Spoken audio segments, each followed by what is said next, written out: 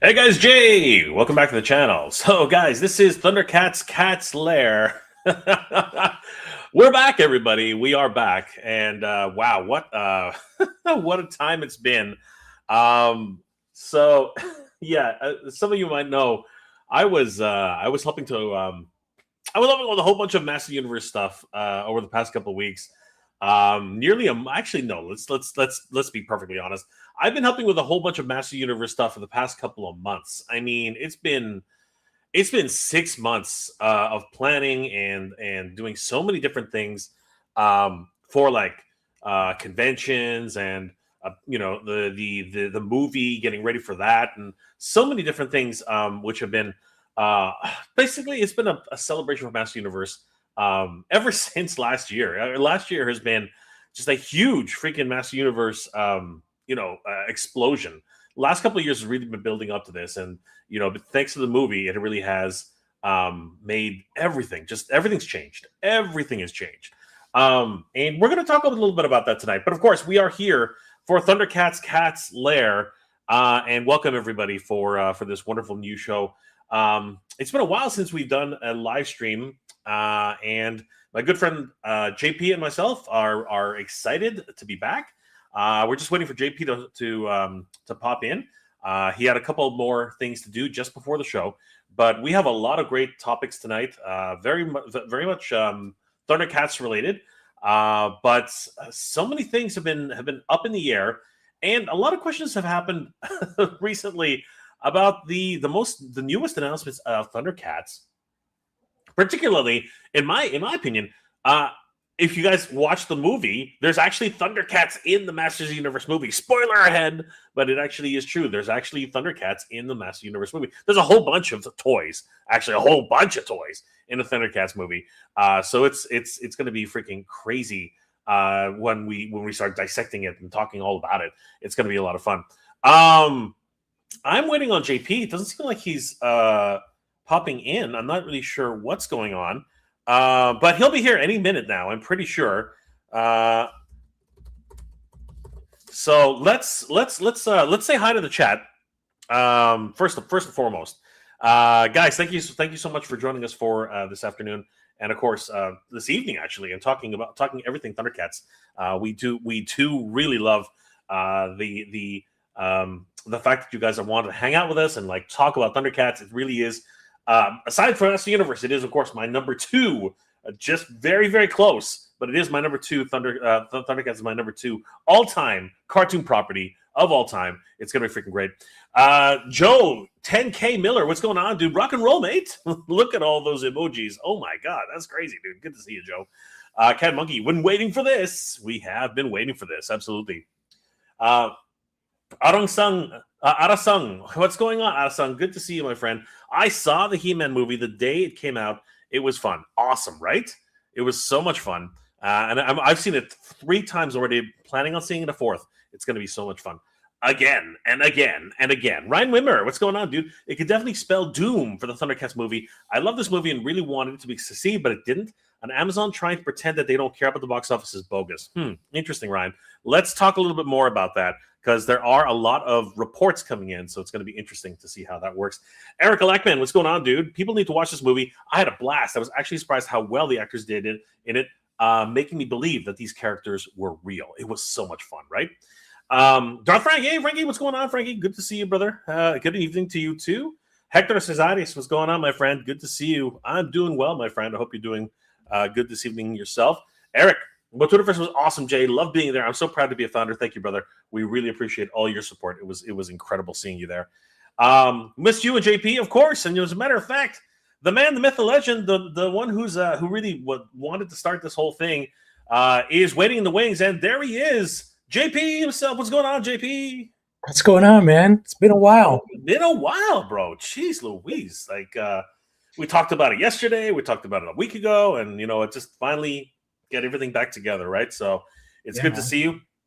I love this shirt. You got a schnarf there, schnarf. Yeah, schnarf. Darth Frank, the MOTU movie will get its money from Amazon Prime, DVD, and the works. I believe so too. I do, and you know what? I'm hoping that will help them encourage to make another movie, which would be awesome. Drode, what's going on, dude? How you doing? Drod, what's going on, dude? How you doing? Hello, Jay. Hello, Drod. Alexander Storm. Hey, it's Alex. What's going on, dude? What's going on, Mega? MOTU will do better on Amazon Prime. I believe so. I really do. Streaming as well as so many other things. I think it's going to do really, really well. Arasang. I also in an art show that's He-Man themed. Oh, that's awesome. I'm cool. So excited. That's going to be so cool. Hector Cesares, fellas, never say never. Yep, I agree. Job Blues, what's going on, dude? How you doing tonight?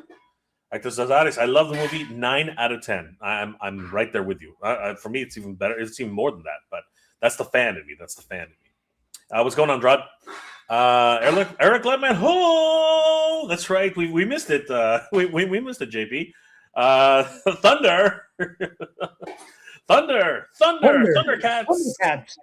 Oh, here we go. We got it in there. Thanks, Eric. Appreciate that. Hector Cesares. Hi, JP. What's going on? What's up, Hector?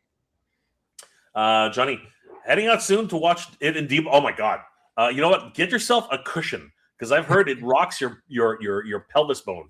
So I saw it in the box, and I got to say, just be careful with your popcorn and your drinks, dude. Everything. It's gonna rock you like some more. Yeah. You got to get insurance for that stuff. For sure. Baby Tony, what's going on, dude? How you doing tonight? Gonna see MOTU tomorrow. Can't wait, dude. You're gonna have a blast. You are gonna have a blast. Eric, need to watch it a third time. Convincing my girlfriend to let me go again. Just go. Sneak out, like do a matinee or something. Do something crazy. So JP, a lot of things on the go, but I think a lot of people are asking the question because while you were away, a lot of people are asking the question now. Since the Master of the Universe movie is apparently, not doing as well as they were hoping, what does this mean for a Thundercats movie? Like, what's the likelihood of us getting a Thundercats movie? What are your thoughts on this? Because I think a lot of people would like to know your opinion. To be honest, I feel like there is a toxic culture, right, in social media right now where people tend to thrive on the negative aspect of things and really pump too much attention towards the negative. A lot of people are calling the movie a flop, but Amazon themselves had declared that this is not a flop because they're looking at the long-term results. So they're looking at digital, they're looking at toy sales, and they're looking at overall, in long term, bringing in new people to the culture and to being fans of the license.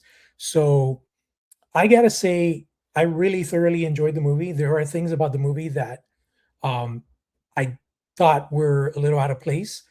I think it was way too jokey, but overall, it was just a fantastic time in the movies. A lot of great representation of every character. You could really tell that Travis Knight is a big fan of MOTU. In my opinion, Jared Leto stole the show, man. Like Skeletor was, chef's kiss. But I want to go see it again. I get it that it was not 100% what everybody expected because they had to tweak it in a sense to make it bring in new crowds, to bring new people in to the MOTU world.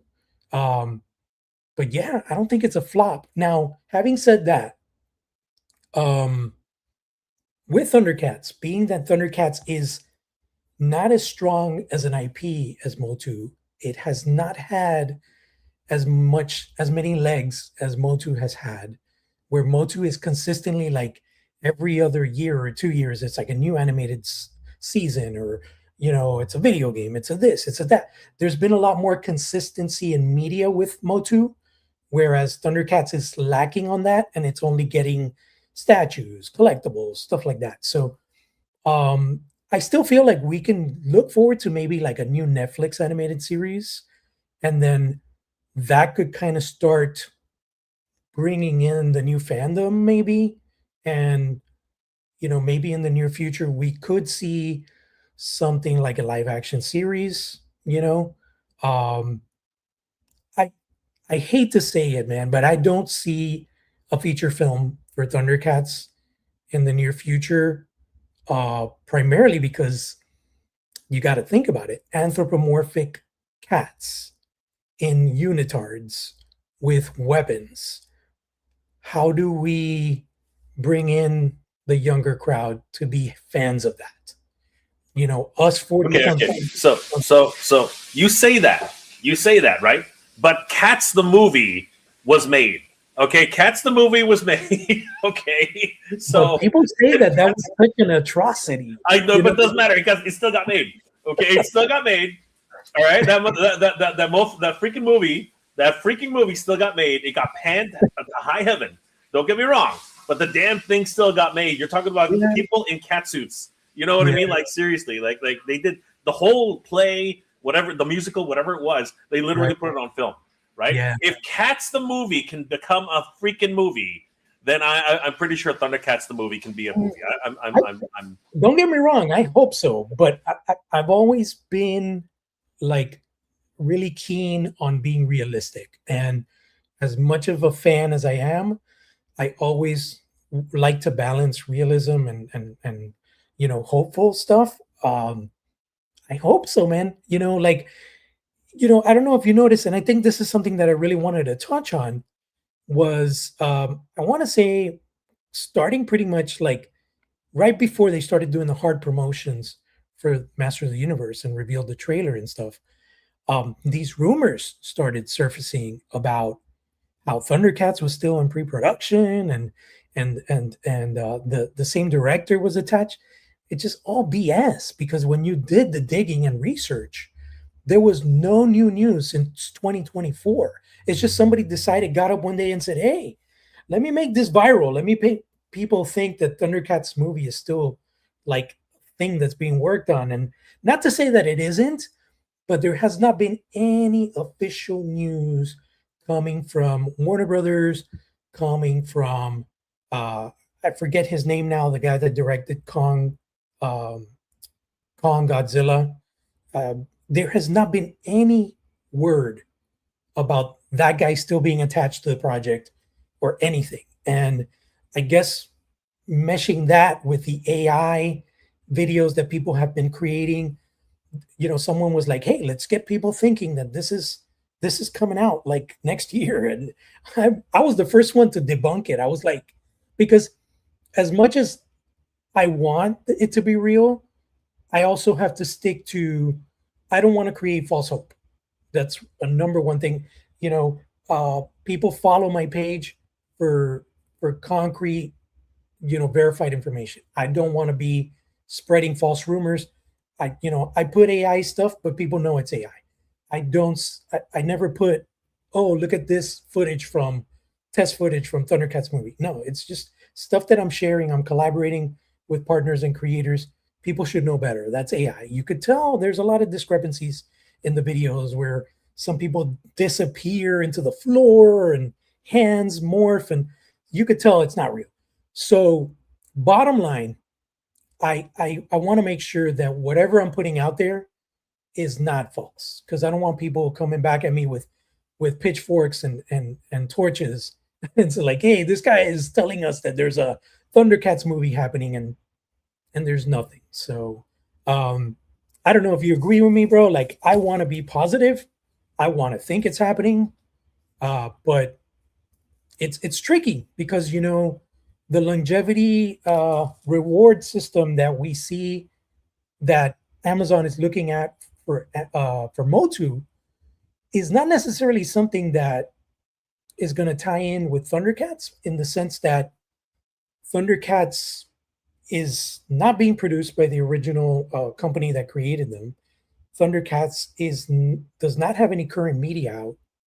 Thundercats is not trending in the sense of like MOTU, where there's memes and there's constant videos. I mean, it's been MOTU mania in the last 2 months, and I felt strongly that we do need to keep representing Thundercats, keep it fresh in people's minds, let them know that it's an adjacent IP, very close, very loved, near and dear to MOTU fans as well. But I just don't see how the same success record with MOTU could kind of lead into Warner saying, "Oh yeah, let's do this. Let's put $200 million and do a Thunder." I don't see it, man. I see an animated series being more of a realistic thing. Yeah, but now it's not just Warner now. Now it's actually Paramount, right? So there's Is that official? Is that like 100%? The GJ, well, some government body, apparently in the US, they've greenlit the sale. So I think it's only got to go through a few more channels, and that's it. It's finished, right? The deal is done. Mhm. So Paramount will be the next, the one who really. I guess it's still going to be Warner Brothers. It's still going to be Warner Brothers, but at the end of the day, Paramount will have a say in it, right? Yeah. So it's going to be an interesting, overall arc on this, right? We'll see how it goes, but I think someone has to be brave enough to really, write a script which is believable. You know what I mean? One thing. Okay, so one thing that you and I think can agree on is, because you just mentioned it, is that Master Universe had to be treated for today's audience. You know what I mean? It had to actually be written in such a way that it could be palatable for a new generation, which is fine. There's nothing wrong with that. But as you said, there were a lot of naysayers out there. There were a lot of people who just did not want to accept anything that wasn't the original Master Universe, or anything that was, maybe people really wanted a violent Master Universe. You know what I mean? They wanted the extremes. You know what I mean? They weren't looking for something that could be for younger people, for younger audiences, for children. I think that they wanted something a little bit more grown up, a little bit more towards revelation and revolution. But that was never going to happen. You know what I mean? The highest possibility for success for this Master Universe film was to try and make it for today's audiences, and try to get as many young people to watch this film as possible. So that's a trick that has to be done with Thundercats as well. I think that you're right. I think that the way to go would definitely be to finish off a cartoon series. One thing about Master Universe that they really did well, and I think they did well on this, they put together a whole bunch of media prior to the movie, right? They had the Master Universe CG series, which didn't do as well as they would hope, but I enjoyed it. I thought the CG series was really, really cool, right? Cool. It got canceled before the last season, which again happens to many shows, right? But I thought that where they ended it was not bad, right? Yeah. Very much on a cliffhanger. Pretty, it kind of parallels 2000X when you really think about it. The Hordak arc was killed. You know what I mean? We didn't get to the Snake Men either, right? Yeah. But what they got was pretty good. You know what I mean? The Revelation and Revolution series, sadly, once again, there were a lot of naysayers. There were a lot of people who were like, "This is not my He-Man. Oh, Tila, oh, blah blah blah blah blah." If you actually take the time to watch that series, you might actually be very, very surprised. You know what I mean? So it really is.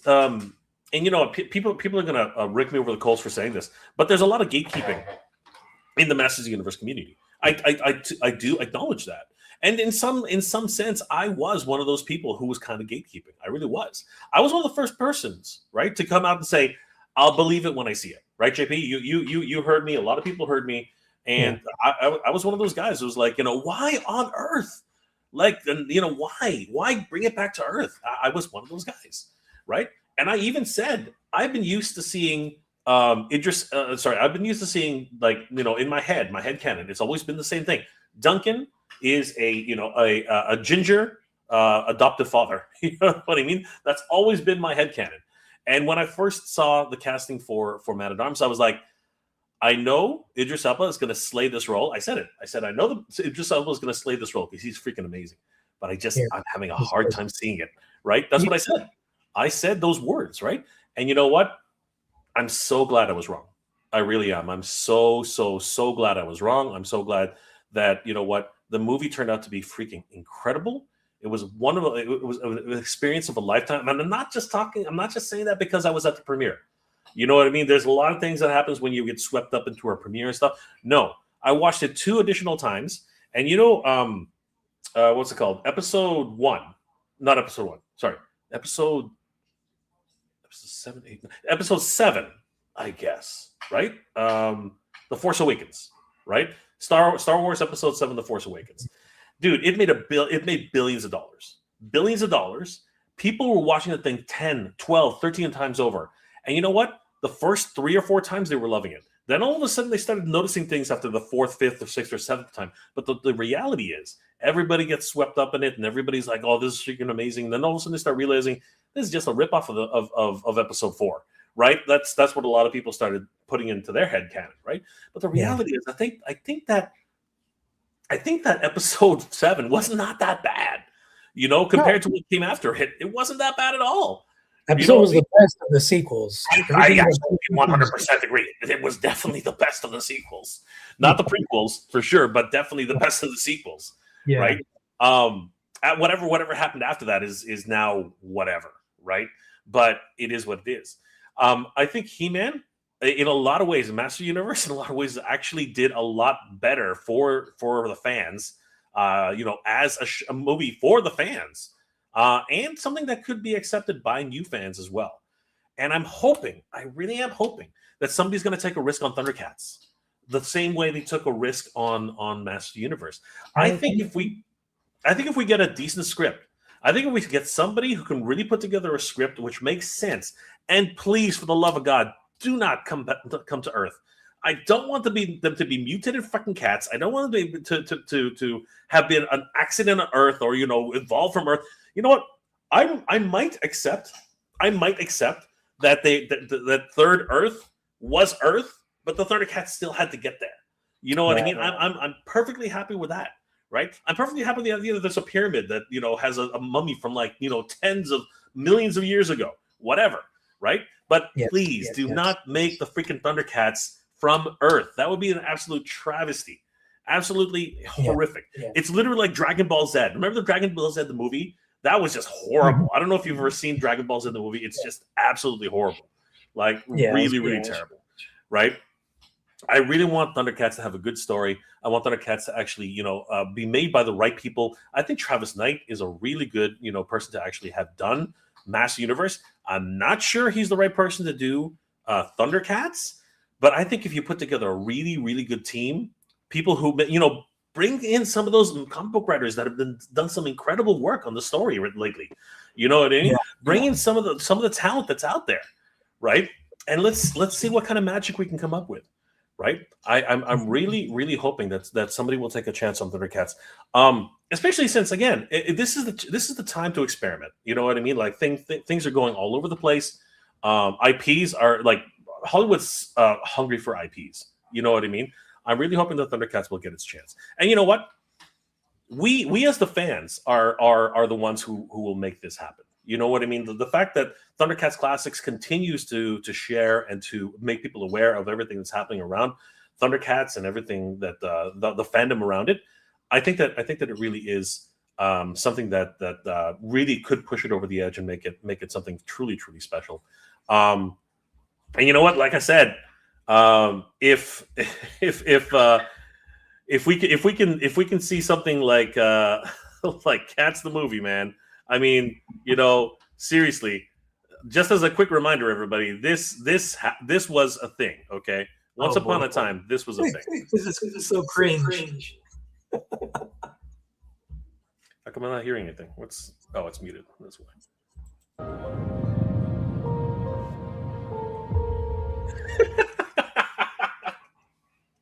Oh my God! Can you?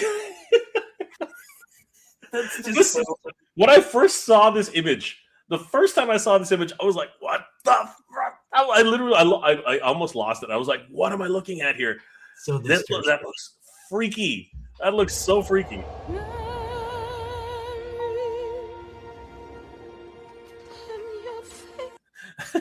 Then we see a whole these are true freaks, man. These are actual freaks. You know what I mean? Like this is just crazy. But again, this was a thing. This did happen, right? You didn't dream this, guys. This actually did happen. Oh, and you know what's really crazy about this? Remember Wily Kit and Wily Cat and Panthro, Lionel? Remember when they were all in Exodus? This Oh is yeah, what, naked cats. Naked cats. this is what it is, right? Like this. These cats are not wearing clothes, right? Naked cats. These cats are not wearing any freaking clothes, man. Like, see these spots? Those are Chitara's spots. You know what I'm trying to say? Like that's look. They're all freaking naked. They're all freaking. Yeah, it's disturbing. They are all freaking. They're all in there. Look at this one. Like, jeez Louise. Actually, that is a coat. She is wearing a coat there. I don't know whose coat that is. Did they kill somebody? Like, what is that? But dude, that is Chitara right there. You know what I mean? That is. Yeah. That is. I hear you, man. And it's one of these things, like you said, it got made, but I feel like musical type movies, musical inspired type movies. We have Phantom of the Opera, Guys and Dolls. This, for example, they're movies that are based on something that people have seen in Broadway, but yeah, the approach to it is completely like, oh my god, dude, this got made. This I think this was like, what was it, like $160 million like budget? It was like the CGI alone to make. Here we go. This is freaking crazy, dude. This movie got made. Can you know what? It had big stars too. Ian McKellen, freaking. Well, he's a big Broadway guy. Yeah, but dude, Taylor Swift. Come on, man. Like, we're talking like big names here. Rebel Wilson. You know what I mean? Like, huge names. Yeah, Judi Dench. Wow, that's right. That's a pre-Ozempic Rebel. Dude. Seriously, can you like I said, if this can get made, anthropomorphic freaking cats, whatever, man, cats got made. Okay, cats got made, and because cats got made, I have hope for Thundercats, man. I mean, look, this guy could be Bengali for crying out loud. You know what I mean? Like, come on. Dude, I love you for bringing up this argument, and that's a good argument. And I haven't really seen anybody address this, but it's true. Like, you can't really get any worse than this. So Thundercats would definitely be an improvement. Oh, Wolverine's got a good question. Wasn't Idris Elba in the Cats movie? Was he? Was he in the Cats movie? Somebody look that up. Let me see. JB, can you look that up? Was Idris Elba in the freaking Cats movie? Because, man, this is just killing me. There he is. Yes, that's Idris Elba, isn't it? Yes, that's Idris Elba. He's the one that was wearing the hat in that. Yeah, video. that's Idris Elba right there. That's him. Oh my god, you can't make this stuff up, bro. You cannot make this stuff up. Seriously, you can't make this stuff up. Wow. Seriously, this is the key. We got to find some director crazy enough to do something like Cats. I know somebody, I don't recall right now, but I believe it was either the director or Andrew Lloyd Webber. Isn't it Andrew Lloyd Webber that created Cats? I know Andrew Lloyd Webber did Joseph and the Technicolor Dreamcoat. I know that for a fact. Phantom of the Opera as well. Yes. Let me see. Because I know there was someone they were interviewing not too long ago. And they were talking about how embarrassed they were about being attached to cats. So the music was done by Andrew Lloyd Webber. That's the music. Okay. So I feel like it was probably him, or it was someone that had to do with creating the Broadway show or the story, and they were like, so the movie was atrocious. It's based off of a book called The Old Possum's Book of Practical Cats by T.S. Eliot. T.S. Eliot is a famous writer. I mean, like, yeah, I'm sure that guy's like long dead. Oh yeah, he's in the. That was in the. I think it was the director, whoever directed this or something. They were like embarrassed that this thing was a thing. It's just one of those things. It's just I don't know in what right mind they thought this would look good or work or. I don't know. 1939. T.S. Eliot wrote that book in 1939, just before what was that, before the war or after the war? I guess it was just in the middle of it, man. Like, holy crap, T.S. Eliot, like crazy. And yeah, then it became this thing. Telling you, man. Oh my goodness. There he is. There's Lionel, Lord of the Thundercats. That's Cat's Lair. That's Cat's. The Thundercats have come home. That's Cat's Lair right there. Look, here we go. Andrew Lloyd Webber openly despised the 2019 Cats movie. He heavily criticized director Tom Hooper for ignoring the musical's original creators, stating the film was off the scale, all wrong. Andrew Lloyd Webber himself hated the movie. Steve, yes, we are live right now. We're discussing how Cats could be the gateway into the Cats the movie can be a gateway into the Thundercats movie. You know, it's a very different approach in the sense of like, I feel like where Thundercats is and where MOTU is, it's a very different track record, because MOTU has always and only belonged to Mattel, whereas Thundercats was sold off in the 80s, and Warner Brothers has completely mishandled so many lost opportunities with having the power to do stuff with Thundercats. And now it still feels that way. It feels like Warner's, they don't know what they're sitting on. I think they're sitting on a gold mine, but I guess they don't want to mine through it to get to the gold. It's crazy, man. Here's the truth.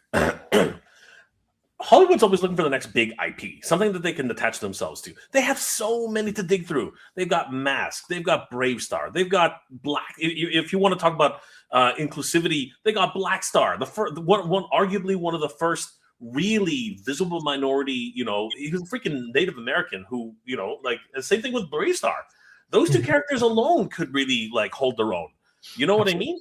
Like, they've got so many things, but you know, they continue to just look for or create things, or, you know, dig into the well of already existing IPs. You know what I mean? It's kind of like, why would you try something like this? Scooby-Doo had like what, 4 or 5 movies? Scooby-Doo did great. You know what I mean? It kind of went off the rails for a little bit, but I mean, like, it's a great property, right? And you could see the same thing being done with multiple different IPs. You know what I mean? Like we have so many different great shows that really, the Centurions, dude, freaking Iron Man ×3. You know what I mean? Like, come on, let's be real here. I would love to see visionaries become right? Visionaries, or what's it called? You know what? Let's dig a little bit more to the surface. Warhammer 40K. I mean, come on. Cavill's had that license. Cavill's had that movie license for like, you know, 6 or 7 years now. You know what I mean? But for whatever reason, nobody wants to take a chance on it, right? That to me is just crazy. Akira. How long have they been talking about Akira? Like crazy. I mean, what's it called? Battle Angel finally got made after they sat on it for decades. You know what I mean? It took that long. Akira is a movie that has to be made right. I mean, come on, you have a blueprint. Basically, just go scene for scene. You know what I mean? Ghost in the Shell got made, right? There's so many. It's like anime. They're taking risks on anime. Why? Anime is massive, right? The kids are huge into anime. Look, One Piece is live action. Cowboy Bebop had live action, which was whatever, right? But you know, Bleach eventually had not Bleach, sorry, Death Note. You know what I mean? There have been so many different adaptations in live action, and you know what? Now they already have properties which are ready to go, and one of them being Thundercats. You know what I mean? And like I said, Cats was a thing. Cats was a freaking thing. If Cats can be a thing, I think that I think that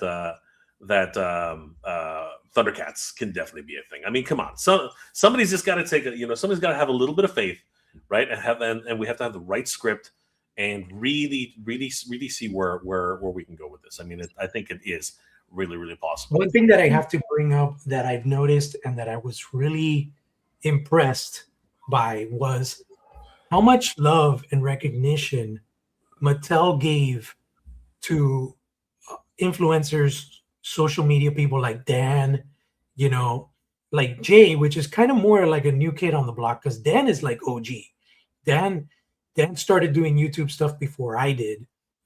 We used to go to Toy Fair together and all this stuff, but just that whole like exclusivity, the recognition. I mean, they even brought out the guy that did the meme video of, hey, what's going on, to the premiere.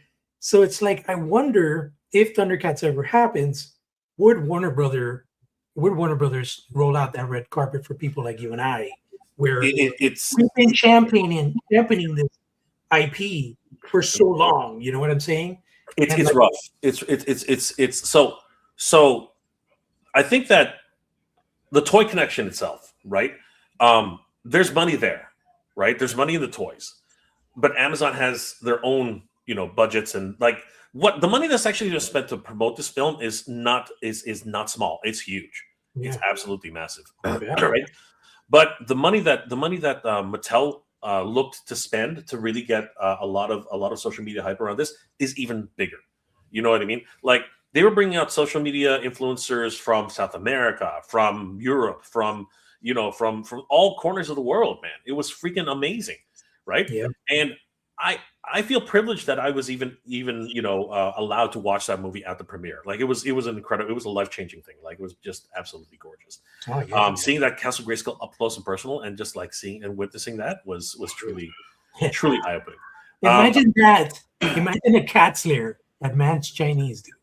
Imagine that fucking shit. That would be sick, that would be like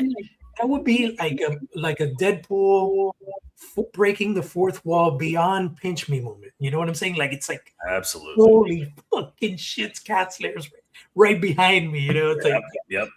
For all of us, man. For all of us, and we could all be hopeful, and I know that there's some stuff going on, in the back rooms. Some stuff is being worked on, not necessarily movie, but there's some stuff in the works with people that are passionate and love Thundercats. How far that stuff is going to go, time will tell. But definitely, I think for sure, it's about damn time that we have a Thundercats convention, and that's something that we definitely need to work on to make happen, man. Because I think it's going to bring a lot more emphasis on how near and dear and how loved this IP still is, and also expose new people to it. So I definitely think it's something that needs to happen soon. Well, the fact that sword is hanging right above your head, I mean, it really does show that people still want this IP. People are hungry for this IP, and anything's possible. I mean, if Master Universe the movie can be made, if Cats can be made, I'm telling you, Thundercats can be made. And you know what? Let's get a third opinion on this because the two of us, we're two fans, but a third fan is never a bad thing to really get us another opinion and whether or not what Brick something wants to bring into the fray. Brick, what's going on, dude? Hey, let's fix Hollywood. Let's go. What you going, bro? How's What's it going, buddy? It's been a while, man. Good to see you both. It's been a while, JP. Good to see you. I'm appreciating the Thundercats conversation, and I have hope and I have faith. I do. I think it's a thing that's possible. But you see my comments about cats? No, what was it? Where was it? Justice for cats, damn it. The movie was terrible. But I grew like that was one of the that was a moment for Brick. That was a moment where like, oh, you can have people dressed up as cats and they can sing and dance, and there was some like 70s funk stuff, and I was all about it. Totally introduced me to like poetry. I read the T.S. Eliot books. That's it. That movie was terrible. And what a failure in terms of sorry to go back to this, but I want to revisit it. they missed the golden opportunity to just do the whole cat videos, like make them real cats, like Jon Favreau's Jungle Book, right? People love watching cats do stupid things. Now make them sing, and there you go. But anyways, I digress. Let's talk about cats with swords. There's a Miyazaki film where this girl saves a cat from dying, and he ends up being the prince of cats, right? And I can't remember what the movie is called, but I mean, they walk on their hind legs, you know, they bow and they do stuff. It's actually really cool. Actually, Miyazaki's had several movies about cats, but it's that kind of whimsical nature that can definitely do it. But this is what I'm trying to say. If that's it, is that the longest I'm going to get you on the musical? Okay, go ahead, bro. I'm kidding.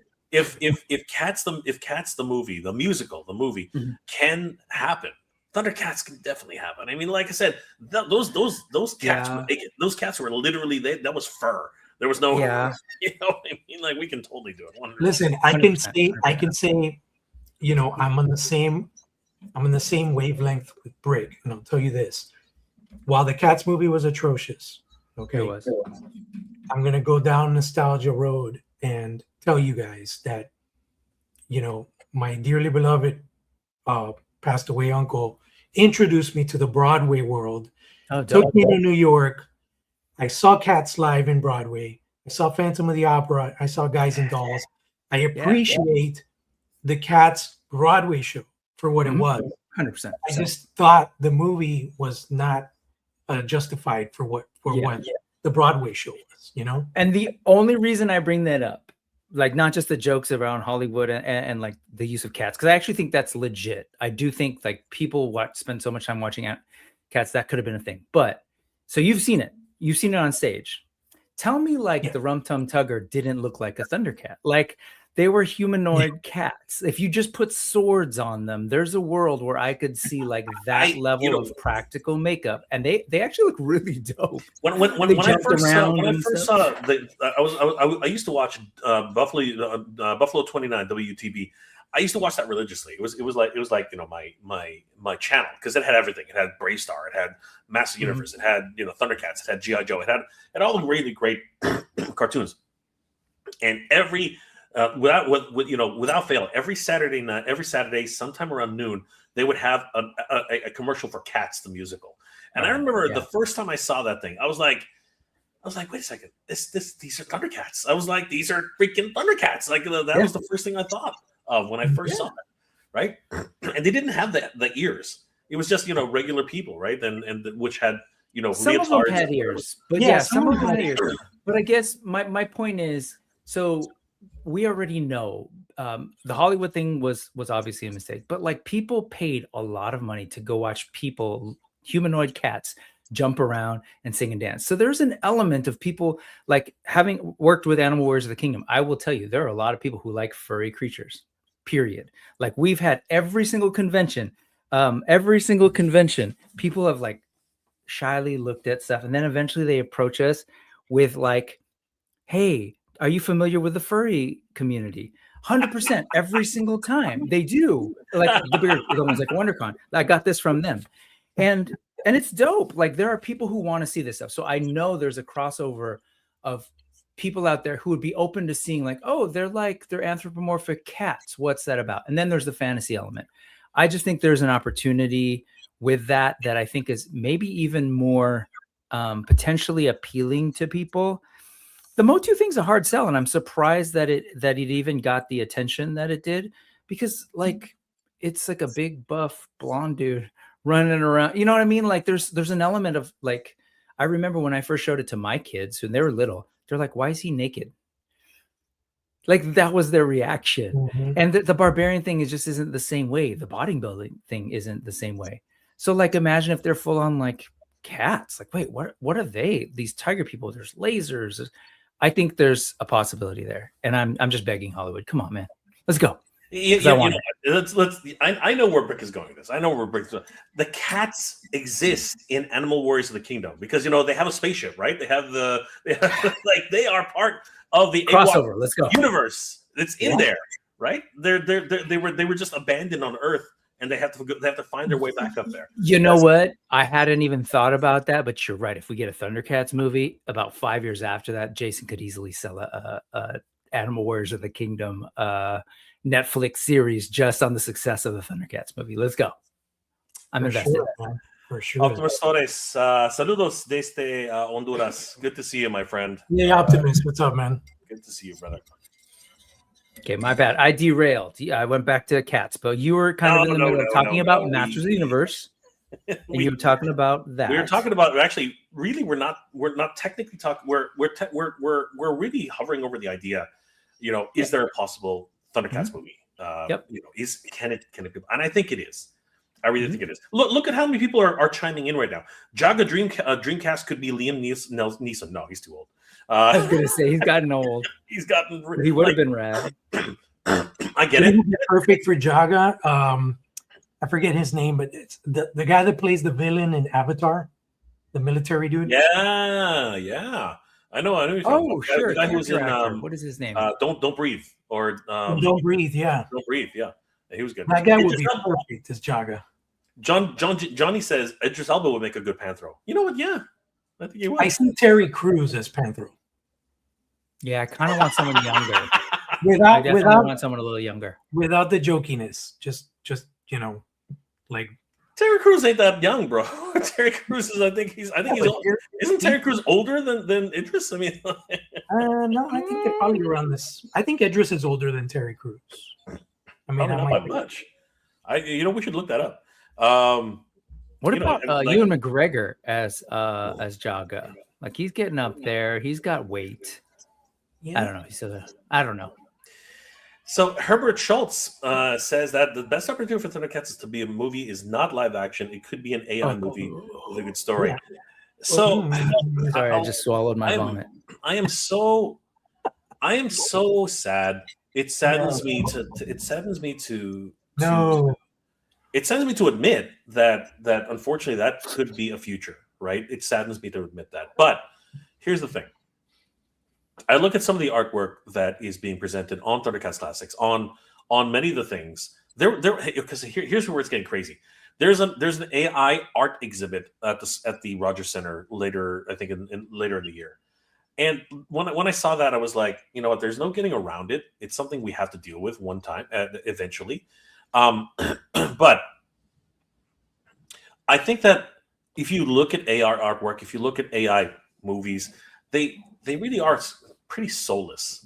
You know, they come across as plastic, like real, like action figures that have come to life. You know what I mean? It just, there's something about it that just, it's not real, right? Until they can really get that down packed, I don't think anyone's really going to engage with AI the way they expect them to in films. I don't think it's possible, right? The problem with human beings is we recognize synthology, right? We recognize it pretty quickly. You know what I mean? There's just, whenever something is off, even by the slightest, we're like, what the hell is that? Like, it's something that if you think it was hard to believe that He-Man could exist on film, it's going to be even harder to believe that anything AI generated is going to be hard to believe. Don't get me wrong, it looks beautiful. It does. And it has made some proof of concepts really, really easy to consider now. But the reality is, I don't think it will ever be able to replace a real actor. I don't think it'll be able to replace real directors and people who have real passion for this. You know what I mean? Master Universe is real because it was made by people who really believed in the project, people who, like a fan, made Master Universe. And honestly, it's a great film, and everyone should go watch it. Seriously. But you know, the saddest part about your statement, though, Herbert, is that eventually you're probably right. It will one day come down to that, and that makes me sad. That really makes me very, very sad. And the Fables in the house. What's going on, Brian? What are you doing? Buddy? Yeah, the next generation does watch movies, just not in the same concentration that we do. There's no like concentrated fandom anymore because everybody watches their own things, you know. Yeah, and they also are more comfortable at home. So getting them into a theater is rough, which is actually one of the reasons why Master Universe probably didn't do as well as it could have. It's not like the Mario movie where, you know, all these young people are really invested in Mario. You know, again, it's the video game culture, right? So they want to see it as a group. Whereas this one, it doesn't have enough history with them. It has history for us. Like, we have a lot of history with Master Universe, but younger people just don't understand it and don't like. They'd rather consume it at home first and then figure it out later. Baby Tony, you're hyping me up, dude. It was a great movie. It still is a great movie. Jay doesn't like mutant. Dude, I love Mutant Cats. That's why we're talking about this. Like, I love it, but I don't love that movie. That movie was like, what am I looking at? Bad. That was terrible. Taylor Swift was in it too, I think, right? A bunch of people were in it. Yeah, she sucked. It had a star-studded cast, guys. It was freaking crazy. It really was a movie which on paper. On paper it was a bad idea. I don't, but you know, just by star-studded cast alone, like, you know, casting alone, they it should have been something. Thundercats would be awesome. Just need a fans to write it or consult it. Yes, I totally agree, 100%. Hey, Travis in the house, Mr. Wonderful. It sucks that it bombed. It's still not over. Like, it's slowly making its way up to parity. As a matter of fact, I want to get your opinion on this, guys. I want to get your opinion on this. Forbes actually wrote an article a couple of days ago, and it said why He-Man needs to muscle his way to 80 million. This was written by Caroline Reed, senior contributor, and under entertainment. And it goes on to say that Master Universe is a reboot of 1987 film with the same name, which starred Dolph Lundgren. He-Man bombed at the box office, just grossing just under 17.3. Wow, that is crazy. 17.3 million. Interest in the rights was reignited in 2007 following a runaway success of Michael Bay's first movie about Transformers, another beloved 80s toy line. So here's where things get interesting. According to Variety, Netflix spent nearly $30 million on developing the live-action He-Man movie, but it canceled it in 2023, citing budget concerns. It left Mattel looking for a new studio, and Amazon became its real-life White Knight. Now, if we move in further to find out why they talked about it, here it is. Masters of the Universe was made in the United Kingdom, where studios get a reimbursement of 25.5% of the money spent in the country. All they have to do is incur at least 10% of the core costs there and pass points of tests to proving that they're worth it to the UK. And then it goes on to say that the Amazon subsidiary behind Master Universe is called Regal Leo UK Productions and is a nod to He-Man's royal lineage and MGM's Roaring Lion logo. The company filed its first earnings report, blah, blah, blah.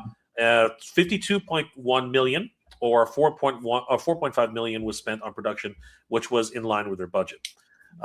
It goes on to a whole, again, this is a lot of numbers here, but essentially it basically says that the 40.3 million doesn't include marketing costs, as they need to split that with the studio rather than the company. The 40.3 million is just the net production of the cost by the movie by the end of 2024, so it needs to gross at least that much in theater in order to break even at the box office. The share of the box office that theaters need to pay the studio is known in the trade as rental fee and is an indication of the typical level that comes from film industry consultant Stephen Follows, who interviewed over 1,200 film professionals in 2014 that concluded that the studio theaters keep 49% of the takings on average. So the actual company only takes in about a little over 51% of the take, which is probably closer to a 50-50 split. So, and this is the key, Master Universe needs to gross 80.6 million at the very least for Amazon to cover its costs at the box office. That minimum threshold will, of course, need to rise in line with the cost of principal photography and post-production. The 80.6 million is merely the first threshold of Master Universe needs to cross in order to break even. Variety forecasts the movie's total budget ended up about 170 million, and if so, would break even come close at a gross profit around 340 million. So what they're saying is that this is the number they need to at least make to justify even an interest in another Master Universe movie. And then in order to really get it over the hump, they have to make at least 170 million. And to really impress them, it has to make at least 340 million, which is not going to happen. I don't think it would be with the current number, with the current trajectory that it's at now.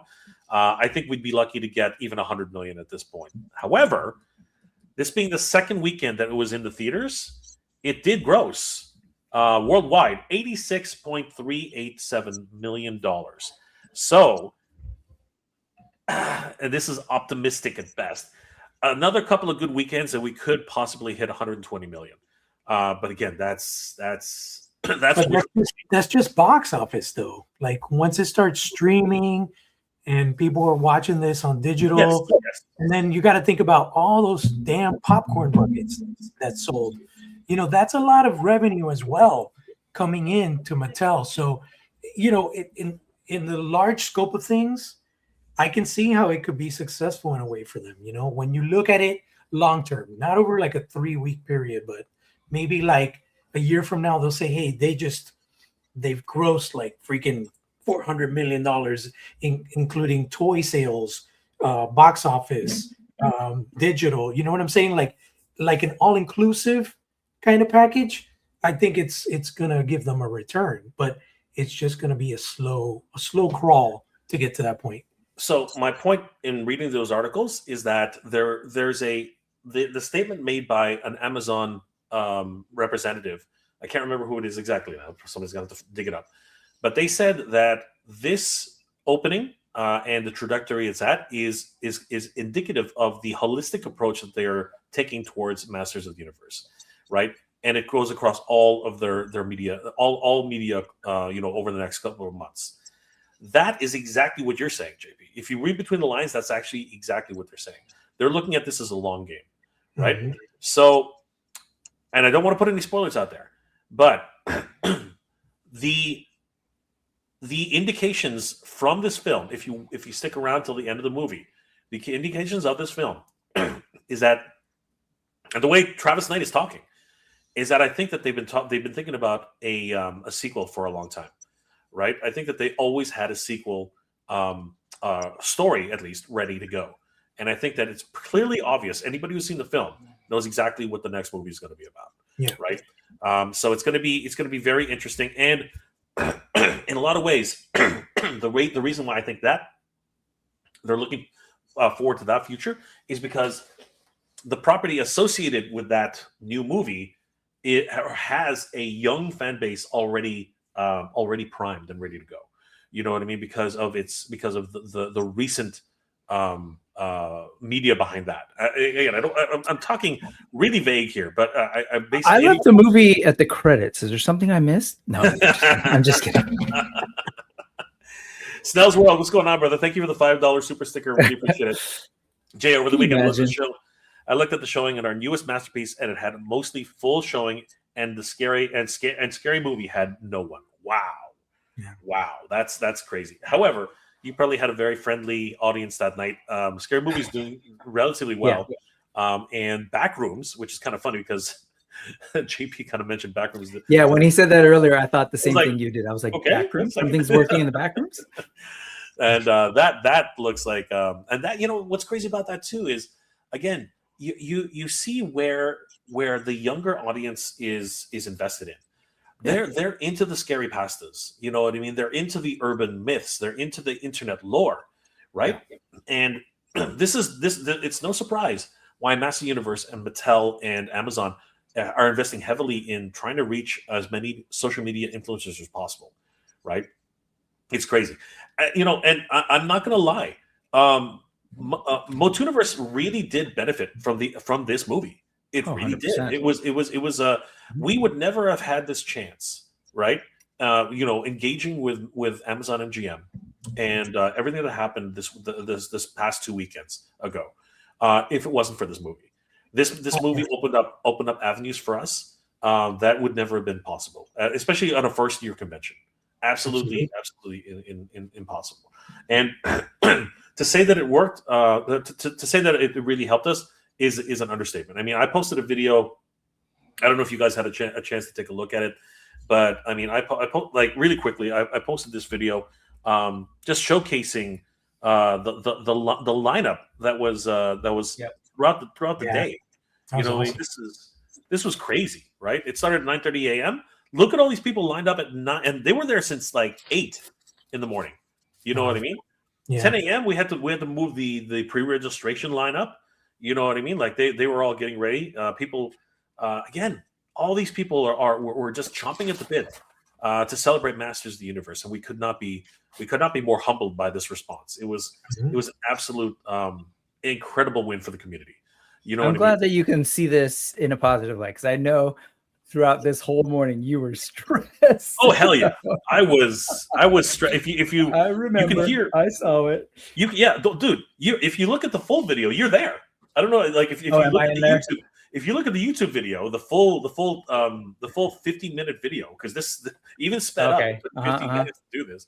Right, cutting in through the line to get my. You were there trying to get your dealer's pass. You know what I mean? And I totally get it, but I didn't want to center you out. But this is the kind of response. Like, and Amazon. No, correction. I was a seller, but I was a founder. So I had heard from folks that you better go get your founder stuff, and I was like, okay. So to clear the air. Absolutely, founder. But it was so much fun, and yes, there was a lot. It was an organized chaos. I'm not going to lie; it always happens at conventions, but that's what it is. Well, here I know we're talking about the MOTU movie to kind of talk about the possibility of Thundercats. I will say that absolutely what I saw at MOTU Universe is not that we had to be reactivated, but there was this sort of reconvening of the Masters of the Universe fan base. And it was, man, the energy was palpable. Like, and a lot of it had to do with the location, the fact that, you had access to like all these big names of people that have been involved in the property over the last couple of decades, right? So you had people from the earliest toy development stuff like Rebecca Taylor, to you had Mike Young there, kind of in that middle period till Ted Biaselli and Tim Sheridan to like Revelation, and then the current comics. Like it was like the whole gamut, and I missed a bunch of people in there. The point was, like, we weren't in there going like, oh, the stuff that you like sucked, and my version of the MOTU's better. There was none of that. It was like, hey, we love this thing, and we're all in this moment excited about coming together, talking about all this stuff, while also celebrating like, hey, in a cup for those of us at that time, unlike the the VIPs like this guy, we hadn't seen it yet, and we were waiting for this movie. So. Box office, is it a flop? I mean, by all objective measures that have been traditionally used, 100%. And that's not me trying to get away from calling it a flop. Like, I think it's a flop, but the metrics are like very different now. Again, I'm not saying that it's like a success or anything, but to connect to what you're saying about the way Amazon MGM is looking at this, man, the game is so different. When I think about JP talking about like the long term and where they're going to make their money at, I'm even at a loss to wrap my head around, like, how does Amazon make money? They're currently funding the most, not one of the most, but the most expensive television show ever in Rings of Power.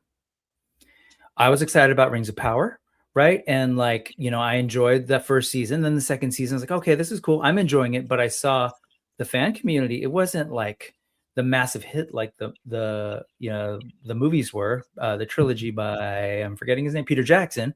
Yeah. Right. It wasn't that, because those metrics, those days are like done, folks. Like you can't go back and say, oh, compare a movie today to 15 years ago, to 20 years ago. Like the franchises like Star Wars, even Star Wars struggled at the box office. Like we need to wrap our heads around that. Is it because, people will say, oh, it's because Star Wars sucks, or no, man, the economy, the way we consume content, the way we practice nerddom is completely different. And I 100% actually think that creates an opportunity for things like Thundercats to kind of have an existence. It won't be, hey, they're going to have a Thundercats movie and there's going to be long lines of people around the theater to go watch this. Like, nah, dude, sorry, the world has changed.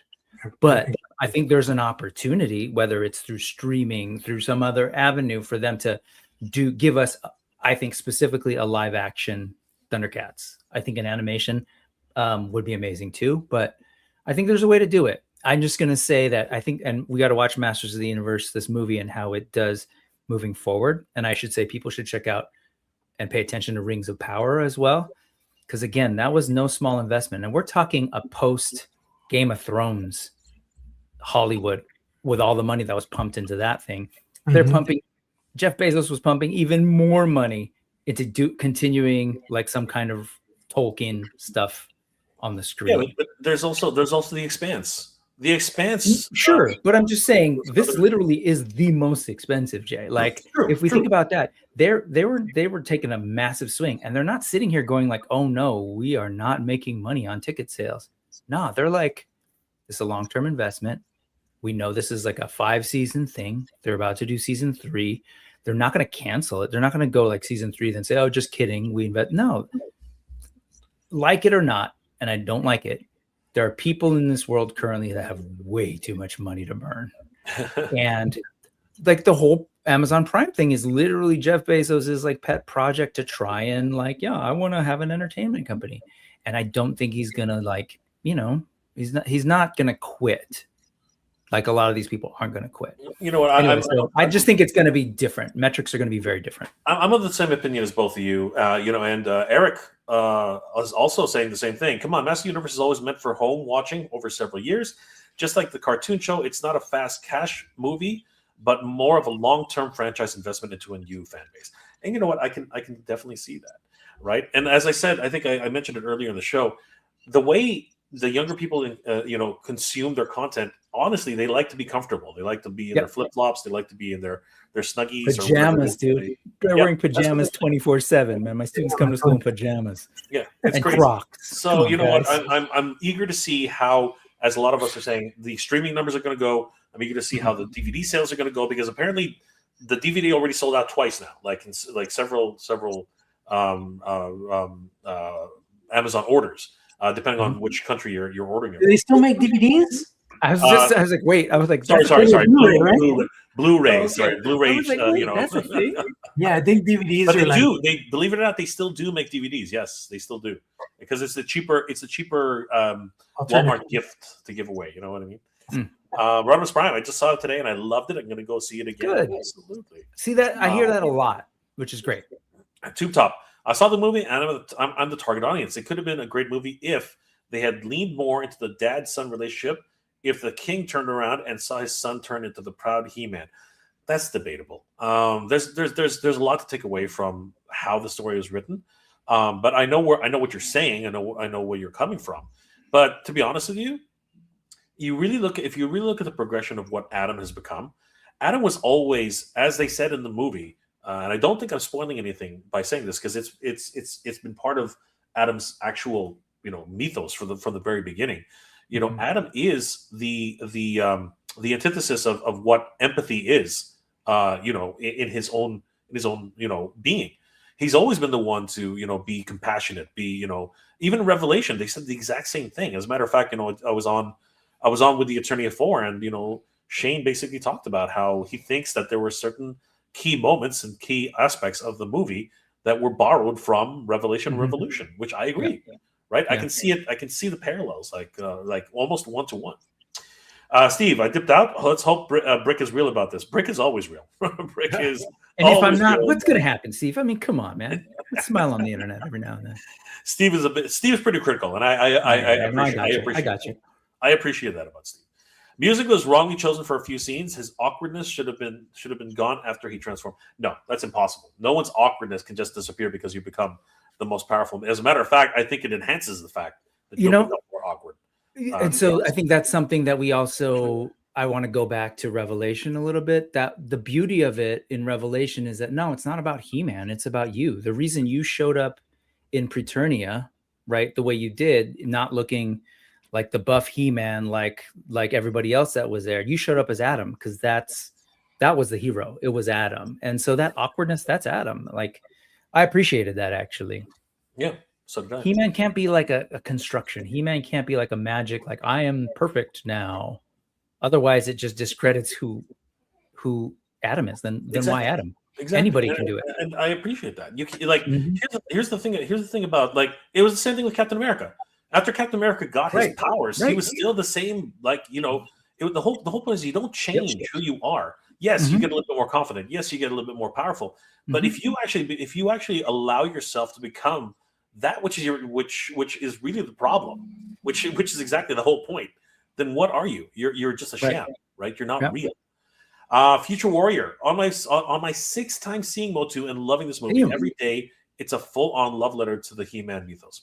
Exactly, I agree. That's dope. And we're going to move on in a second, but I did want to get Ryan in there. I said it 6 times, but I'm skeptical about the positive spin surrounding the box office. I get it, but you know what? At the end of the day, I believe what we're all hovering around is that this is a long game. It's a slow burn. We're going to see how this plays out. And once the streaming numbers come in, I think that we will see that they will have enough confidence to go in with a. And I think that it was widely expected that Amazon MGM was not going to do a movie if they couldn't do sequels. I think that was quoted by somebody. I can't remember who, but I think that was one of the conditions that they wanted the option to have. I absolutely think that it is the smart play in this sort of landscape, this entertainment landscape in 2026, not to think you're going to do the one and done massive hit thing. That though, again, those days are over. I think the closest like big sort of revolution or learning point in Hollywood when it comes to box office and films was the MCU. And if you look at the MCU, 2008, when I went to go see Iron Man, there was not other people who were like, I want to go see Iron Man with you. There was me, the nerd who loved the old 60s cartoon, Tony Stark, Man of Steel, and read comic books and had Secret Wars Iron Man and loved that thing. And I was like, dope, I want to see Iron Man on the big screen. Fast forward, and we saw like the MCU did something huge in that it wasn't one franchise. It was a bunch of smaller franchises tied together. I'm bringing that up now because when I look at what I saw in the movie theaters, and again, I don't want to spoil it for anyone, but what Jay was sort of alluding to about what could happen next, I think there's a little bit of that sort of thinking about like, ooh, why is it just a Iron Man franchise? Why can't it be an Iron Man franchise and an Incredible Hulk franchise and a Captain America franchise and a Thor franchise? And then can they come together? And I think it's that kind of like out of the box thinking, like we got to stop thinking in terms of 80s, 90s, 2000s box office stuff. That said, to be real, financially, it's a very scary place to invest $200 million. Traditional box office, you want 2.5 times that to feel good with marketing and everything. So what is that? 500 million. Did I do that right? Yeah.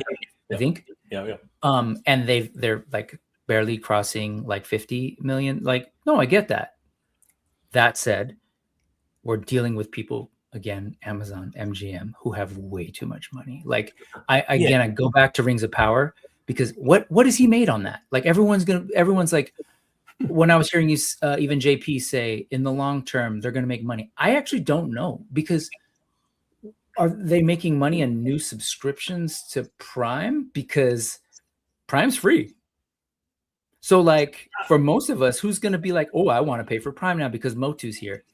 I think there's something else. They're thinking about other revenue stream, and I don't fully have the answers. So I am hesitant to fully say it's a flop and therefore by the old guard, this is done.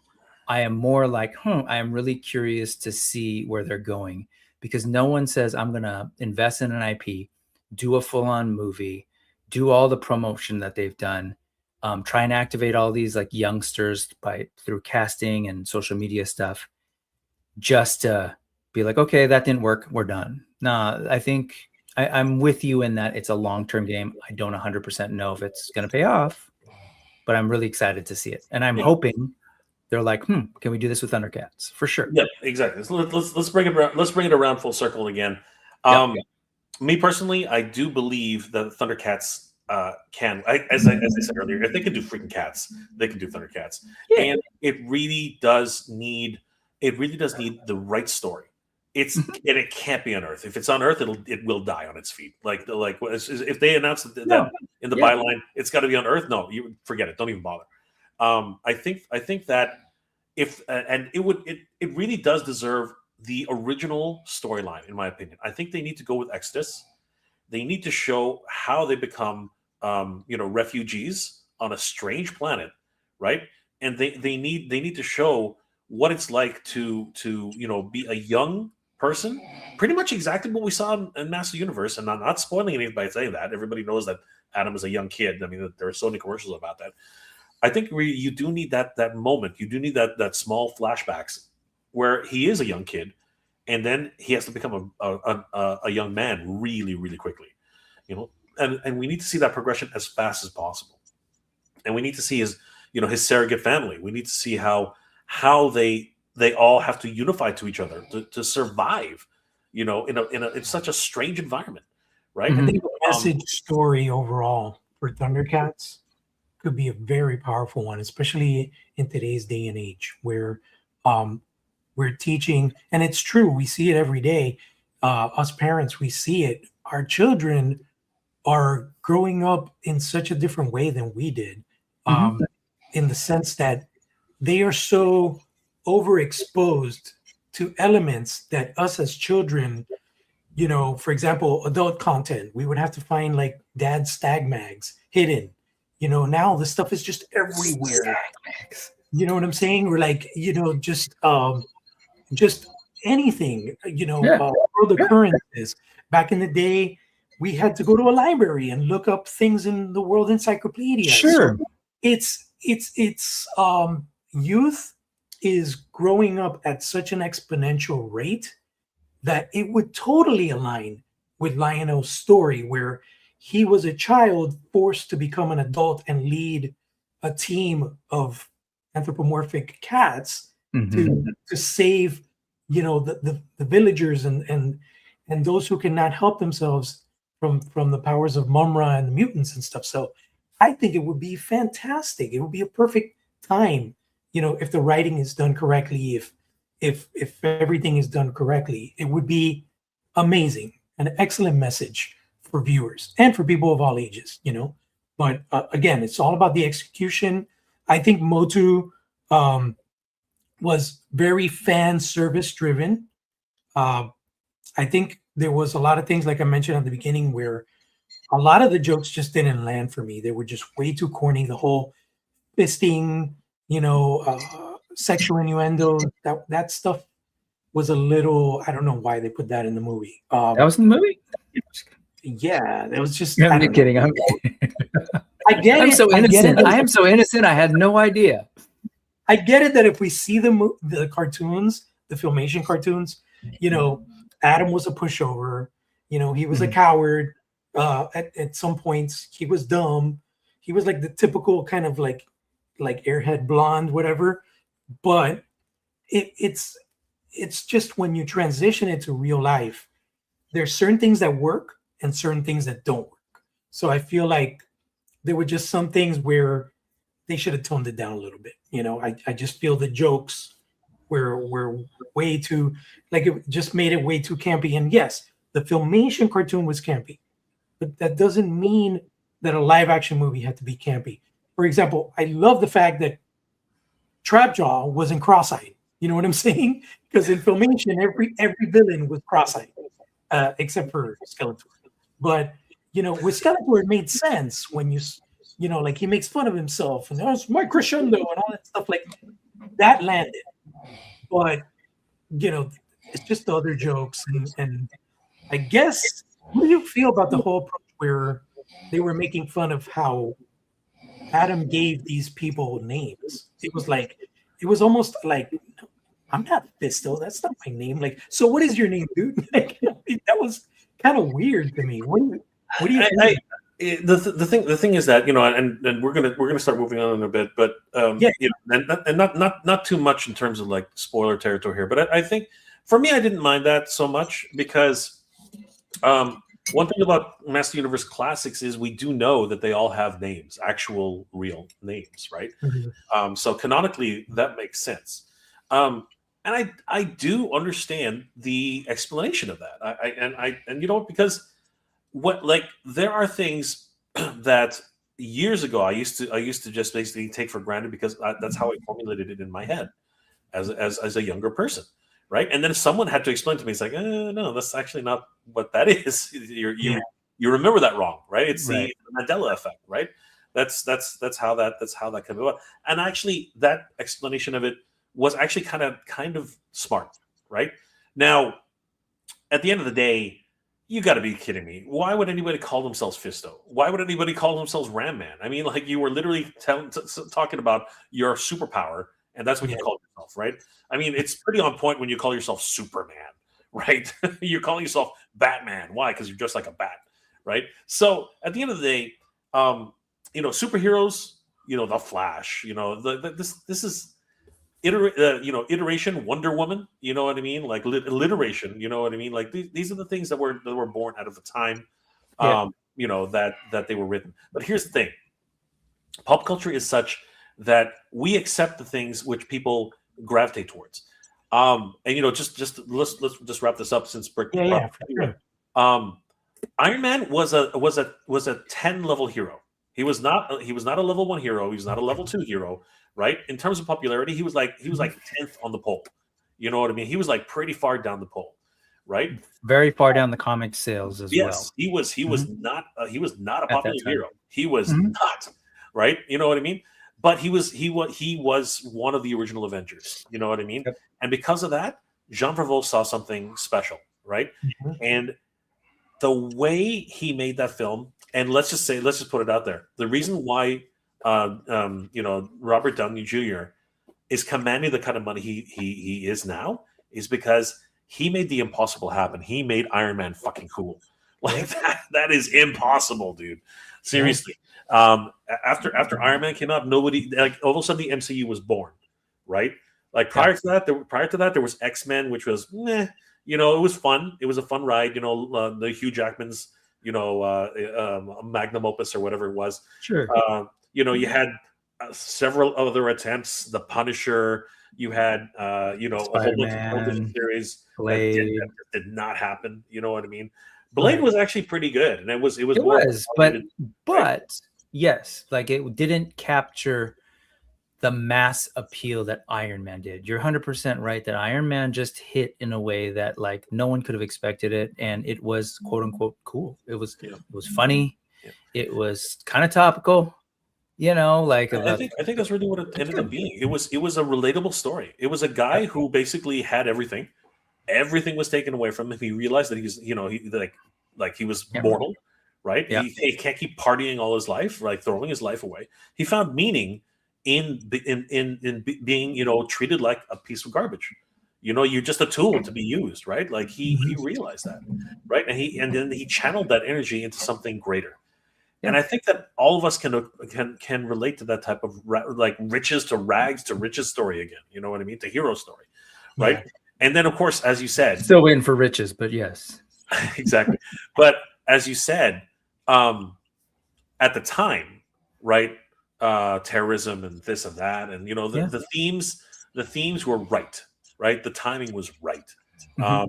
And you know what, Master of the Universe, it really is one of those things where they tried to make this for a younger audience. They tried to make it funny. They tried to make it more, in a lot of ways, they tried to make it more anime in a lot of ways, right? Because anime is all about jokes and all about like situations that you find yourself in, and just big tonal shifts too. Yes, in anime. Exactly. Like it's just like, and you just roll with it. That's to JP's point about the names, just kind of roll with it. But on the joke, I will say on that, the whole naming thing, I wonder how that continues. We are eventually we're gonna be like, people are gonna have to have names. You know what I mean? Like it's just gonna get a little weird. Yeah, if, like every single time with villains though, you can see Skeletor just being an a-hole about it. It's like, oh, you're a merman. Oh, you're for example, does Fisto now go around accepting people calling him Fisto? Just saying, like how does that work? But whatever, it doesn't matter because it's it actually doesn't matter because I am curious about let's talk about how we see it maybe rolling out with Thundercats, how it's going to be helpful or maybe not. Like, what are we thinking? So you know what? Before we get into that, why don't we talk about Thundercats? That's what I was going to say. So we have something coming up next month. Ooh, okay. I'm not going, but Comic-Con is right around the corner, guys. So wait, you're not going? No, I can't. Oh, come on, bro. We'll talk about it. We'll talk about it. Yeah, we'll talk. But anyways, the point is, we know that a little company named Mezco made an announcement. Ooh, okay. So, aside from Super 7, we might have someone else stepping into the arena and showing some Thundercats goods. Also, Comic-Con tends to be a place where big projects are revealed. Sure. What if there is a top secret animation project in the works, and we can see some sort of trailer or something? Because here's the way I interpret things. Okay, Super 7 has been leading the pack with Thundercats for a good minute now. They gave us Cats Lair. They give us a shit ton of figures, right? 1,100 Lionos, 12,000 Mumras. But we also have Iron Studios in the ring doing awesome statues. We've got our friends at Mondo that have been tackling the 1/6 scale line. So far we've got 2 figures out the gate, Chitara, something else that hopefully gets revealed next month, and then you gotta come, man. If it drops, you're gonna kick yourself. You're gonna kick yourself so hard. It's gonna be. We'll have a sidebar conversation about that, but here's the thing. So, and now you got Mezco, right? So I feel like companies are not stupid. I feel like companies are privy to, private conversations that are happening in the background. So what if Mezco caught wind that there is some other stuff rumbling with Thundercats, and they're like, hey, I think it's time that we tackle Thundercats in 112 Collective, because they have literally had the rights, apparently, to do Thundercats since they initially brought out the Frank Miller Batman, which was their introduction to the 112 Collective world. But for whatever reason, they decided not to do Thundercats. We all know that they did Thundercats way before Mattel or Super 7. They did the giant 15-inch jumbo figures, right? Which to this day, I'm holding my breath that they will one day say, hey, let's do the mutants. Because I would love to have, a Jackalman, a Slithe, a Vultureman in that scale to accompany my Thundercats. But having said that, I don't think Mezco is just going to, oh, surprise, we're going to do adjacent 112 Thundercats with soft goods just to challenge Super 7. Maybe there's something else behind that. So what if there's an animation, in the works? And with the whole discussion that we had initially, where how did I feel about a feature film happening with Thundercats, the likelihood, I feel like the better direction with Thundercats, because of the fact that Thundercats has not been championed by the original creators. MOTU has always belonged and has lived with Mattel. So they have taken that baby and grown it and watered it and given it sunlight and let its branches grow and let it expand to different groups and be seen by different age groups and stuff like that. Thundercats hasn't. Thundercats, what they have is us, the fans, supporting it, loving it, making it still relevant, letting companies know that it's still relevant, letting people still know that we love it, especially people, I love my Central American, my South Americans, that they just go above and beyond their parades and events, showing their love for Thundercats. It's amazing. But we don't get that from the Warners. We don't get that from, we don't get that from Rankin Bass or whatever's left of Rankin Bass. Hey, I guess because they're no longer around. Rankin Bass decided in the 80s, you know what, let's just make a quick buck and sell this to Warner Brothers or whoever they sold it to back then.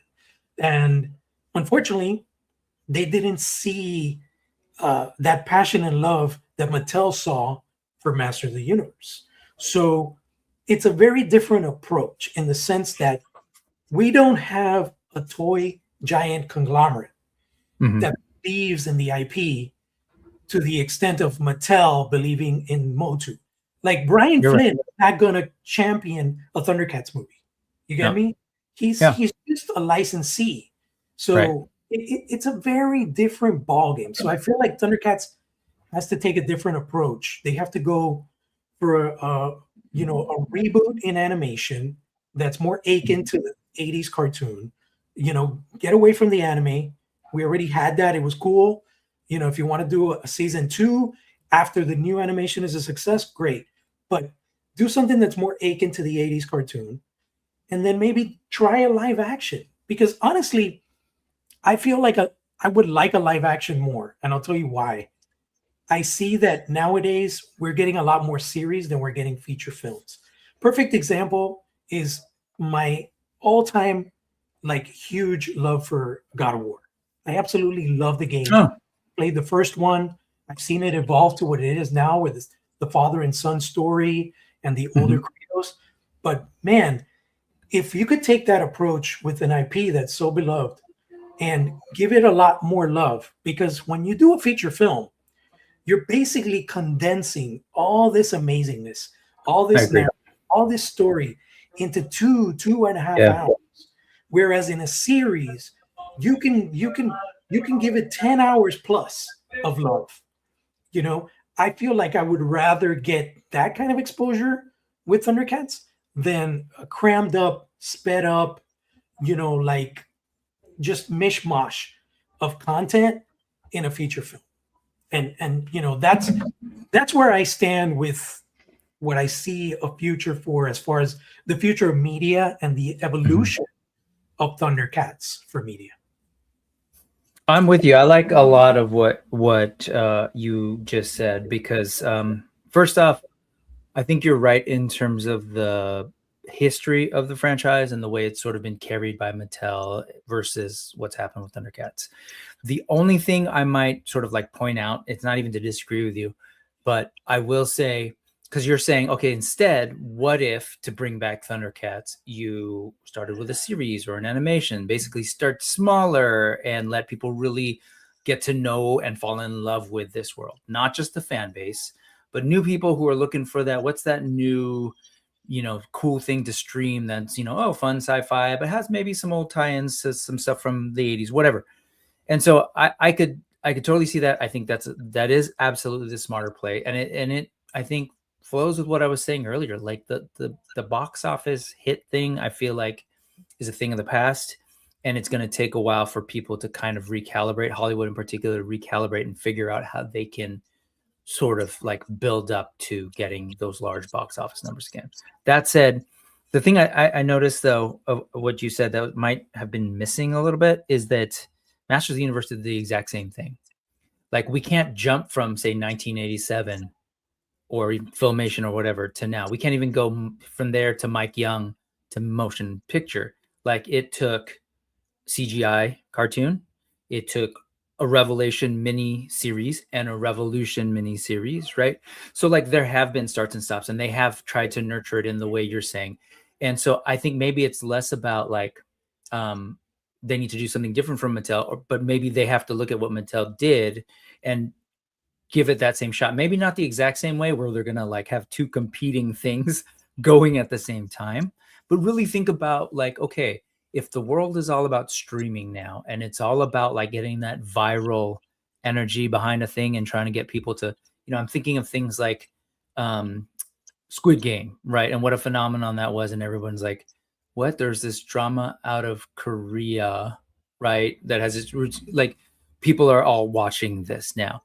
So if you think about like that kind of activity, or maybe even something on a smaller scale, I don't know. Have you guys seen Blue Eye Samurai on Netflix? Oh, yeah.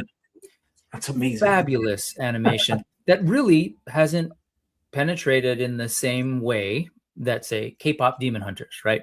Very different deal. But I'm with you on like wanting to see. I would love to actually. Yeah, you sold me. I would rather see an animated show, mainly because I think to get the costumes, the special effects to the point where like even I would want to watch it and it wouldn't look cheesy. I will say like even the MOTU movie, I struggled with the computer animation. That's just me. I just felt like it was a little too blue screen heavy. But dude, animation, that's the way to go. But really give it the love of I don't know. There's some great things out there. Like Dragon Prince is really great. Arcane is fantastic in terms of animation.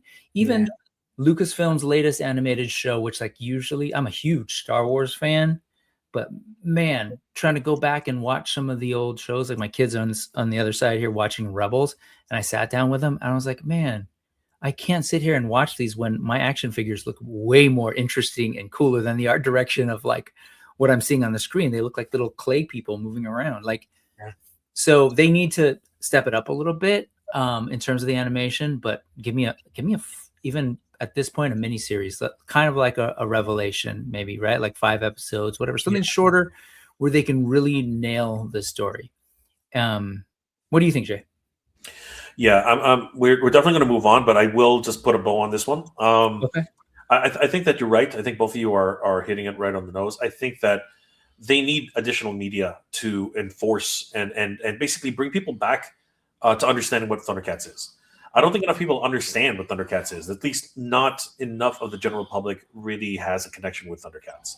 Yeah. I think that Mass Universe, everyone at some point, because of the memes, as JP brought up in the beginning of this episode, the memes really have kept He-Man alive. Whether it's yes, until next time, right, or hey ya, right, like those things have actually become part of the lexicon of the meme culture, right? Sure. You really don't see Thundercats ho. I mean, it's there, right? Every now and then, someone's going to throw it up there, but a lot of the people are like, "What the hell is that?" Like they don't get it, right? Yep. There's not enough of that type of culture surrounding Thundercats to really get that recognition. So what we need is we need another series. And you know what? 2008 or was it 2009? 2012. Okay, 2012. Excellent show. We got close. And unfortunately, because of the way television was back then, it just did not. The time slots. Yeah. It just did not hit. It got moved from time slot to time slot. And people just could not figure out, how to watch it consistently. Mm-hmm. And it never even got a proper Blu-ray or DVD release. To this day, it still has not really gotten anything. Same thing with Master Universe, though. This latest Master Universe Filmation release is going to be one of the most complete compendiums that's going to be available to fans. So, and even then, it's hard to watch Filmation. Again, if you thought the movie was campy, it's really hard to watch. I can't watch it anymore. Just so you know, I can't. There are a handful of really good episodes which everyone can always watch. But the reality is, 2000X, which needs a new compendium, that is something that really needs. That's so hard to find as well. It's frustrating. It's impossible to find. It's impossible to find. I found season 1 here in Canada somewhere. Right, somebody had it at a toy store, the toy show that I was at. But that was I only saw season. I did not see season 2. You know what I mean? Like that was limited edition, which was like I think it was like a Comic-Con exclusive. They only sold it there, and it came with all 3 Blu-rays, and it came in like a Castle Grayskull package. Yes, the beautiful. I had that, and it's one of my favorites. And so, Jay, can I ask you, where do you land on animated versus live action series?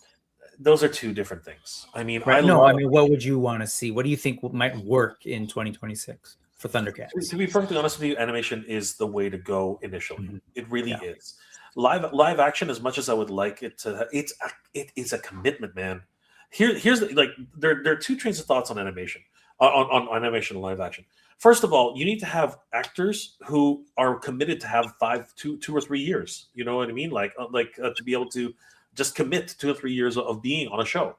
And if they get opportunities later, they might just say no. I mean, look what happened with Henry Cavill. 100%.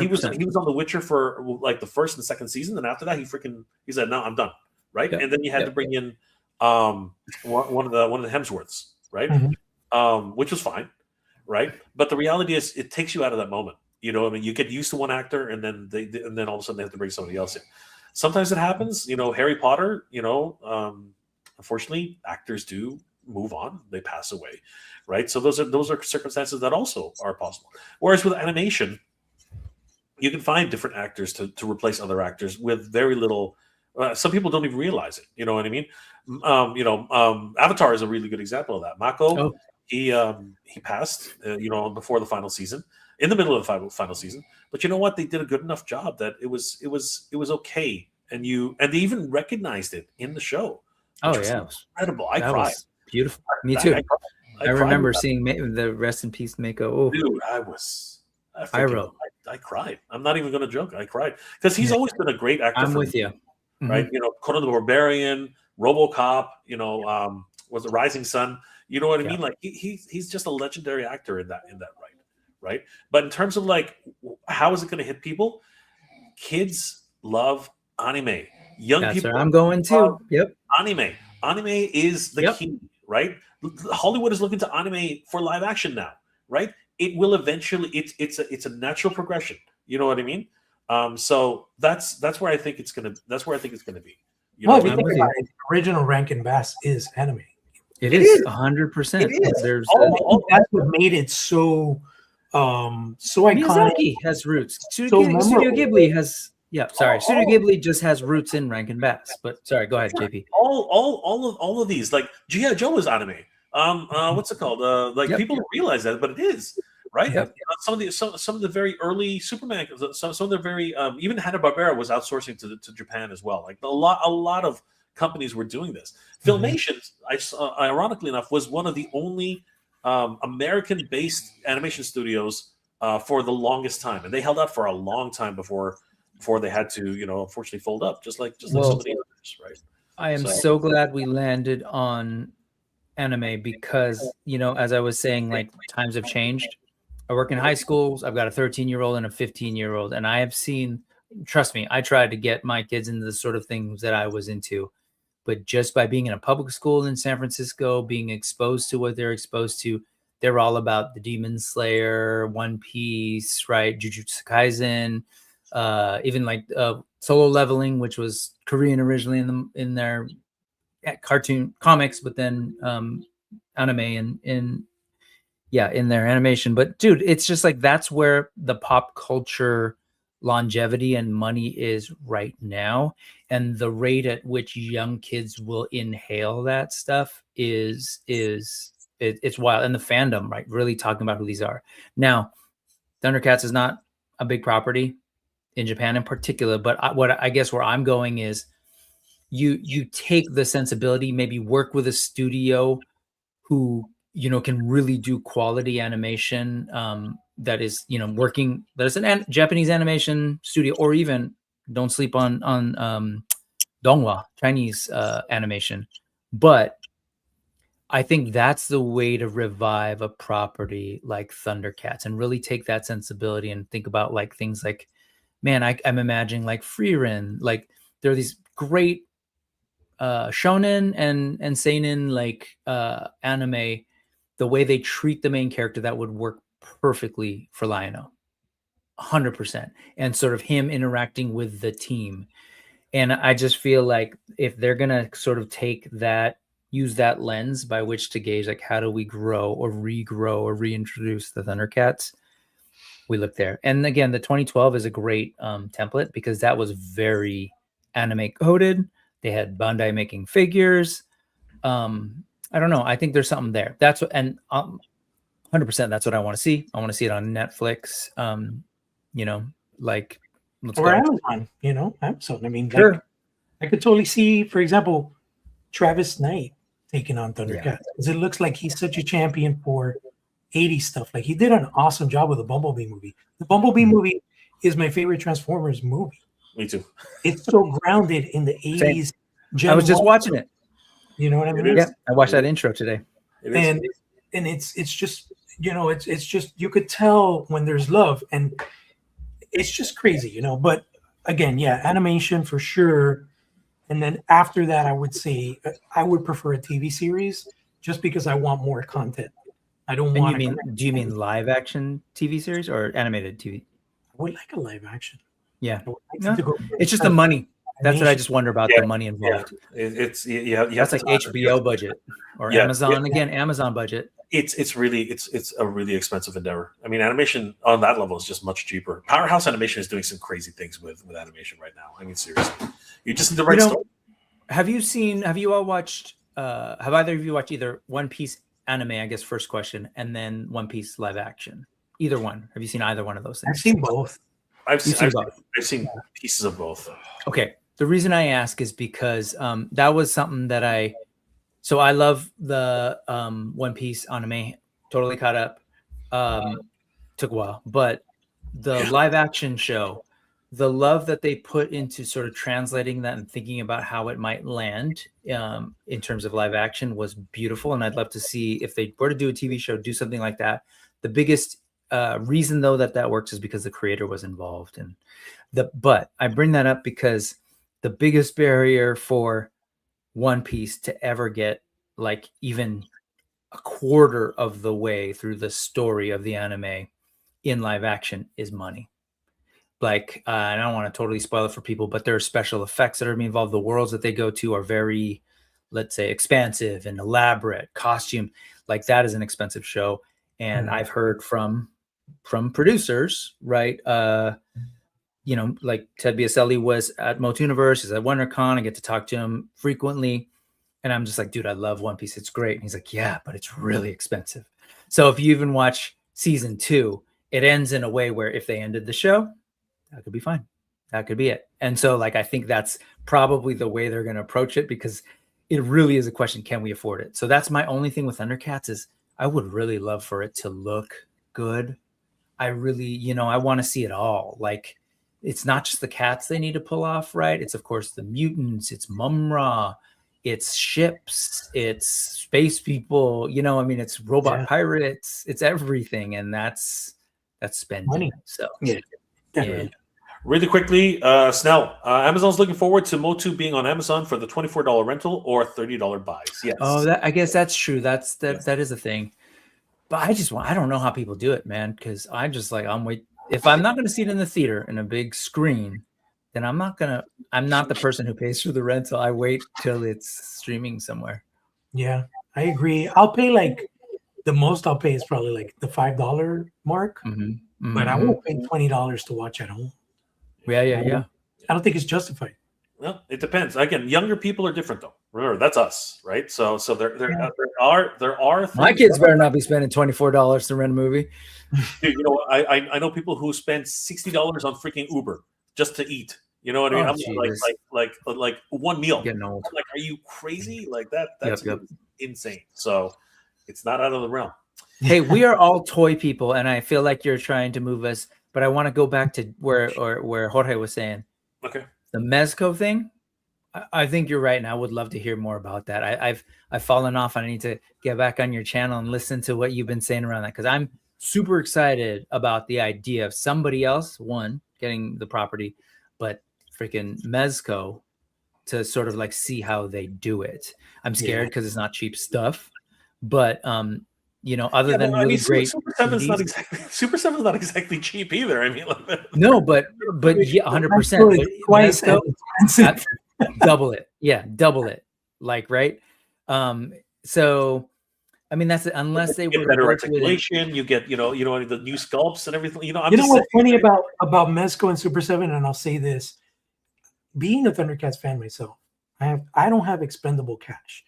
There are 25 plus, maybe 30 figures from Super 7 Thundercats that I still don't own because they're so damn expensive. Now, with Mezco, I don't feel they're going to go down the rabbit hole as deep as Super 7 did. I think we're getting core mutants, core heroes, and that's all. That's all she wrote.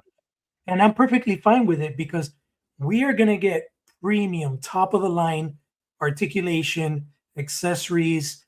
And if we follow Mezco's track record, I can see a Lion-O, and we talked about this last year, earlier this year, where we were predicting what a Lion-O would look like.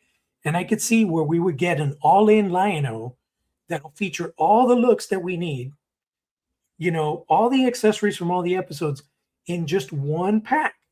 Instead of buying 15 Lion-Os, we just got to buy the Mezco Lion-O, and we're going to have everything. You know what I'm saying? So, you know, they could do the lighter buy feature.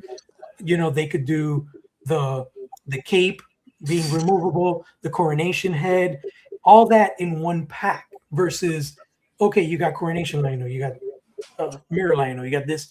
I could see, you know, maybe a mirror. Obviously, they have to reuse that body for a mirror Lion-O, but every other look is Lion-O in the same damn suit with just different expressions, different accessories. So I can see like this, almost like an absolute Lion-O coming from Mezco, you know? I mean, yeah, no, I totally get it. My thing is that again, I'm not really complaining, but my concern is that you're right. They're probably not going to go anywhere near as deep as Super 7, but I would love to get some key figures, but hopefully in the same scale. I mean, right now they are shorter characters, Mezco. You know what I mean? They are closer to 1/6, whereas Super 7 is closer to 7 inches. You know what I mean? Like they are larger set characters. So it's definitely going to be one of those things that they have to at least make the core team. I at least need to get Lionel, Panthro, Chitara, Wily Kid, Wily Cat, Tigra, Pumaira, Bengali, and Linkso. You know what? I'm okay even with the original 5. You know what I mean? I'm okay with even that, right? And Snarf, right? But then I still I suppose I could live with the mutants because the mutants could have been bigger. You know what I mean? They could have been a little bit bigger. They could have been a little bit stronger. You never know, right? So I think I could live with that because the mutant sculpts have never been a problem for me. They've been freaking top notch. Whether it was Monkian, whether it was Jackalman, that slide is amazing from Super 7. You know what I mean? And of course the Vultureman's looking pretty good. Rotaro looks pretty good. So one thing about Super 7, they do monsters really well. So I have no problems with their monsters, right? So if Mezco actually completes the original 5 and then moves on to the original 8, then I'll be pretty satisfied with that. And we'll see how it goes because I need a really good Chitara. I'm sorry, this just all things being equal, this Chitara is as fun as she is. She's not. She doesn't really. She's still. It's a very old sculpt. You know what I mean? It's a very very old sculpt, and she needs to be upgraded. And Mezco has the opportunity to do that. And I really hope that they can bring it to us. You know what I mean? I got my fingers crossed that that's going to be a thing. My only concern with Mezco is design. If we looked in the past where with the Marvel and DC offerings, it's kind of hit or miss. Sometimes they try to take a little bit creative liberty and redesign costumes, and sometimes they stick to the core element and design. I hope that they're going to be sticking to the Rankin Bass look and not try to get experimental and give Lionel biker shorts and shit like that. Like, I really hope they can stick to that 80s aesthetic. And if they do, it's going to be like an instant hit. Like, it's going to be sold out everywhere. People are going to be like, take my money. You know what I mean? And even though Super 7 figures are slightly taller, the Thunder Tank, the Cats Lair, all these things that have been made already, they will work perfectly with Mezco scaled figures. So I'm like not really concerned so much about the scale because Mezco's not 3 3/4, they're 1/12. So we're talking about maybe an inch shorter from Super 7. I'm okay. Smaller heads, yeah. And then they're gonna be able to pose insane. Like, the only thing that I don't know. I know, like you said, they've teased it. I wonder what that looks like because I was trying to rack my head and go back through the checklist of 112 Mezco 112 stuff. I don't know. Do they have like a hairy body at all, a furry body? Because I couldn't think of one. I've never seen one. Right. I don't know if they made a beast in Marvel. I don't think they've made a beast. The reason I ask is because, on the one hand, it's like, oh, well, they have smaller figures for the cats. They have, larger bodies that they could use for the main team. But like, they don't have the fur, right? They don't have even so maybe they can get away with like just a little bit of hinting at fur on maybe a bicep or something and just tool up a bicep. Otherwise, they're tooling this thing from the ground up and it's not a cheap, it's going to be expensive. And so I wonder if they have the wherewithal to really be like, okay, we're going to do Thundercats and really invest in doing the entire team the way they've done like Turtles, right? That Turtle set is dope, but that's also because you can pretty much use a lot of the same parts across all 4 Turtles and then reprint those dudes like over and over, right? And I can see, for example, thinking as a designer now, putting on that hat, I can see Tigra and Lionel using the same bucks. Panthro would need to be slightly stockier and a tad shorter. And then obviously Chitara is a female. So I cannot see like what they've done with MMPR or Turtles. Because some people have been like, oh, what if they do like a team core pack? That's not going to make sense because one, it's going to be so expensive. It's going to be so many different bucks that they have to create for it. So I think I'd rather get them one at a time. What I would love to see is like Lion-O and like 3 months later, Mumra. And then just after that, start trickling them out. Panthro, Chitara, you know what I'm saying? Monkey. But keep it consistent where you got a hero and a villain. A hero and a villain. Don't just go crazy taking out all the heroes because then you kind of lose that balance. You know what I mean? Yeah.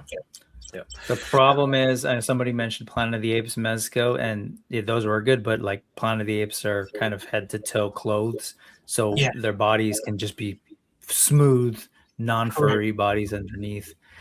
Anyway, it's exciting, but I mean, I know if we look at it from the furry sense, that could be a creative approach from Mezco because that was a creative approach that Mondo took. Our Thundercats figures have never had sculpted fur from the original LGN. So that's something that Mondo started exploring with. And I'll be okay with a slight indication of fur, like on a shoulder or something, and on a forearm, but not to the extent that Mondo did it with their Lion-O, for example. I think it was like over furry, if that's like, I'll just coin that phrase, over furry. I don't think we need that. I think we need more of a smooth base body. Like more like that, more like a walk. That would work for me, but not so detailed.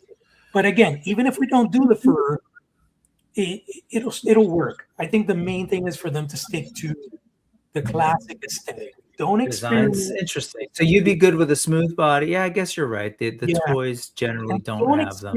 Please don't experiment armor sets. Yeah. I have to give the example of the Mondo Chitara. I think that was way too exploratory, way too distant from the original core design of Chitara's suit. It's too busy. It's just too much going on in her costume. So I feel like they need to just keep to the simplicity. The design, the lines and texture, not textures, but more so the lines on her leotard. Yeah. Really, they need to really nail the head portraits. Nail the head portraits, nail the articulation, the range of motion, nail the accessories, and you got a winning combo, Yeah. Okay, so story scene. We shall see. We shall see what Mezco will have to offer us. It's going to be very interesting. Hopefully next month. Hopefully we'll see that at SDCC. And again, I'm going to be talking to you, JP, about that because if you miss an announcement, I'm going to kill you. Anyway, I've been waiting for it for 3 years, so I don't know. I know that's what I'm saying. You got it. Anyway, I've been seeing a lot of questions about this in the chat because this is an interesting question. So this is literally, and I don't know if we can call this Wave 16. Like, what do we call this? Right? This is a bundle pack, which is based off of one single episode. Literally, it literally says episode 3 Burbles. It is literally a package which is based off of a single episode. Now, mind you, it was a great episode, okay? And it really sets up how the Thundercats are able to survive on Third Earth. And it comes with a lot of things which I've been asking for forever. I mean, like right when the Burbles were first announced, I was always like, where's the candy fruit? Where's some of the other things that should come with these Burbles, right? And now Super 7 has decided to put that together. But there's a big question looming over a lot of collectors' heads. Why is this $150? That seems to be a big question. Mainly because these characters have already been made. You know what I mean? Like, this is going to be a very similar Lion-O, which we already have. We already have Robert Bill, right? So, where's Robert Bell, right? So there's a lot of people asking that question. And the accessories themselves, the ones that are really the most impressive to me again are the buns and the candy fruit. Candy fruit. And of course the insects, which eventually turn into Mumra, right? The locusts. Not the soft goods rope. Is there soft goods on this? It's Not a soft- necessary. That was funny. rope. That was The something rope. that was brought up on my Instagram, where they were like, "Oh, I'm not going to pay $150 for a statue of Lion-O wrapped in." I'm like, dude, that's not a statue. If you look at the description, it says soft goods rope. Yeah. This is basically a render, and then if you look at the picture where he's being captured, that's a render as well. It's gonna come with soft goods rope and a fully articulated Lion-O. It's like I'm with Jay on this one. 150. You think about the figures; these figures retail $65 average per figure. So if we were looking at it that way, the way Marvel Legends does their multi-packs, you would multiply 65 times 3. That's way over $180. So they are in a way justifying the fact that these are reviews, because if not, this would be a $200 free pack. And you know, it's one of these things where I think this might be the next step of evolution for where Super 7 wants to take the figures, where instead of giving us number 25 Lion-O, they're going to give us Lion-O wrapped with ropes, or, you know, Lion-O in another kind of situation. Some kind of scene with other characters. Right. My question is more like, how are these going to be packed? Are they going to look like, it would be great ideas, like if the packaging is like a TV screen. So you're basically looking at an episode versus just a standard run-of-the-mill box in black. You know what I mean? I can't get over the feeling, and this is what kind of, and you know, people are gonna love what I say, or they're gonna hate what I say, but this feels like a San Diego Comic-Con exclusive to me. It does. I don't know. It feels like a set that you'd get as an exclusive. Yeah. It feels to me like why did this have to be a retail release? Because this is one of those things where you should do a take it or leave it situation. If you want it, you buy it at SDCC. If you don't want it, then you leave it alone, right? And then you sell each figure individually, right? Yep. Yeah. Which makes more sense to me. Right? I'm with you, especially since we have gotten these. If that is in fact, it's a question mark. It is a question mark, and they haven't just come out and said so. But if that's just another Lion-O, meaning it doesn't have the ropes and all that stuff molded in, and then it's just burbles that we've gotten with new accessories. That's effectively what we're thinking, right? At this point, that these are burbles we've had. I actually, if anyone was like, why is it so expensive? Like, I think earlier you framed it like Jay saying that people are wondering why it's so expensive when it's all reused. I mean, that's just how toys are made. You try and recoup your costs by reusing the bodies. And so you don't necessarily go like, oh, well, this is an old thing, so we're going to make it really cheap. Like, that's just, I've never seen that happen, period. Like, if you buy an AWOC figure, we're using the same body. We don't make the next way of using that same body cheaper just because you're reusing it. And but, I totally get that. Yeah. But, so on that note, I look at this and I go, it's not a bad price to me, knowing that each of these are $55 or whatever. The problem is we've seen this. Like, what we haven't seen is maybe the accessories, right? So I'm 100% with Jay. Like, this is like an event thing where you're like, oh, isn't that cool for like some deep cut reference to an episode? Let me get that. Like, that's fine. But we've, like, effectively, if you've been collecting this stuff, you have a burble. You have multiple burbles. You have multiple Lion-Os at this point. So why would I buy this? And it is, I would buy this if it was an exclusive thing and I was trying to be completist. My other issue is the fire is missing its freaking flame effect. Is that on purpose, or is that something that we're missing? Because fire? That torch. Oh, it's not a torch. It's not a torch. It's a thing. Dart. Okay, a Blow dart. Blow dart. Yeah, dart gun or whatever. Yeah, when it's just sitting up like that, I thought it was a torch. Right. I mean, it's a weird one for sure, and I more so look at this and go like, because we've been paying attention to what's been happening in Super 7. They've laid off a bunch of creatives. They still have this license. They still have the Godzilla license, right? So they've got some things still in existence that, but things are changing at the company, right? So to me, I look at like I remember when they started doing the pack-ins. If you ordered the entire wave, you get these pack-ins.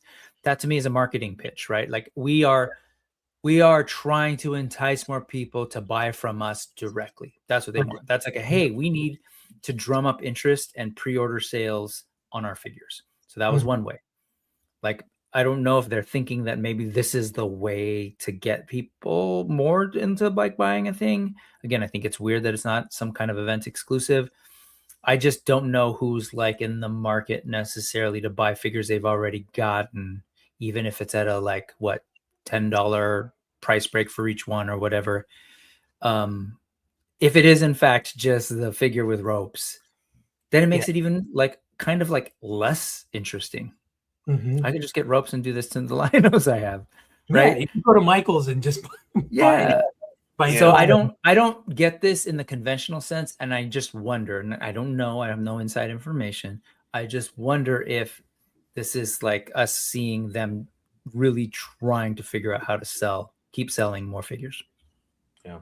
And not have it at the clearance prices. That's the way I think they're just trying to figure it out. At it. And that I'm hoping that creatively they will go the route of, like I said, giving us like an incentivized bonus by making a unique package. That's a great opportunity that they have, similar to what Marvel Legends is going to do with the Spider-Man 3-pack at Comic-Con.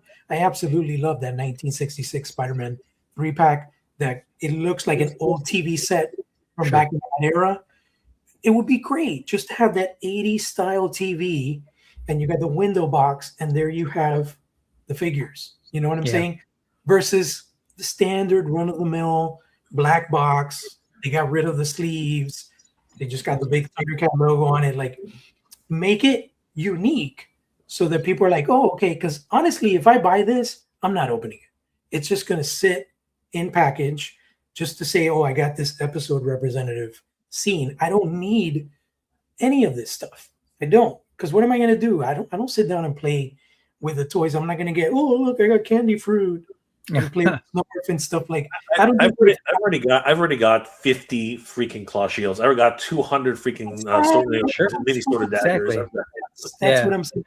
You know, well, that's like, the biggest problem with this, Jorge. I hear you on like having a cool box or whatever, but is that really enough to sell it? Even with the SDCC one, like, I don't think have we had a Spider-Man 66 or 60, whatever it is? It's coming out this year. Hasbro showed it, and it looks amazing. But no, I mean, so they're gonna use the stuff that they are doing from the SDCC and release it as a single one. Is that what you mean, or are you talking about the SDCC? SDCC, it has an exclusive, which is Spider-Man from 1966. No, that's my point. Is that's the first time you've seen that figure? Absolutely, yes. 100%. So, like, just putting a box on 3 figures that we've already sold and seen doesn't. That's what I'm just saying. It just doesn't. Yeah, it doesn't just add up in my brain. Which is why I said it's an SDCC exclusive, right? Or some sort of convention exclusive. It should be. I don't get it, honestly. I hate to say it because I'm not like I moved here in San Francisco. Super 7 was just starting. I've had a history with that brand. I love it, but I also sort of see them floundering a little bit, trying to figure out what's what. What if this was SDCC 2026? And they changed their mind? Yeah, they pivoted. Have they pivoted to something else yet? Well, look at what happened last year, where what was it that year? There was like that the exclusives were supposed to be the light up Mumra and Lion-O, but they couldn't get them in time for Comic-Con, so they made it a pre-order, and then they shipped, I think, like fourth quarter last year. So the only thing they actually had on hand was that vintage style Mumra cardboard playset, which that was really cool. And I wish they would have done that with the Ultimates, not with that vintage style stuff. Yeah. But, you're probably look. It's even questionable if they're even going to be at SDCC, right? Because last year you were there, Jorge. They didn't have much of a presence last year. It was a backdrop, and that was pretty much it. They only had the event at their store, right? Yeah, that was the big. Don't have a store anymore, right? Yeah. So this is what I'm trying to say. Like where are they spending their marketing dollars? And I think that that's the important thing, right? They have to really be very careful about what they're doing. And I understand that. The thing is that this particular set, I'm not sure collectors are going to be inclined to pick it up. If you are somebody who has to have everything, then yeah, you're definitely going to get this no matter what.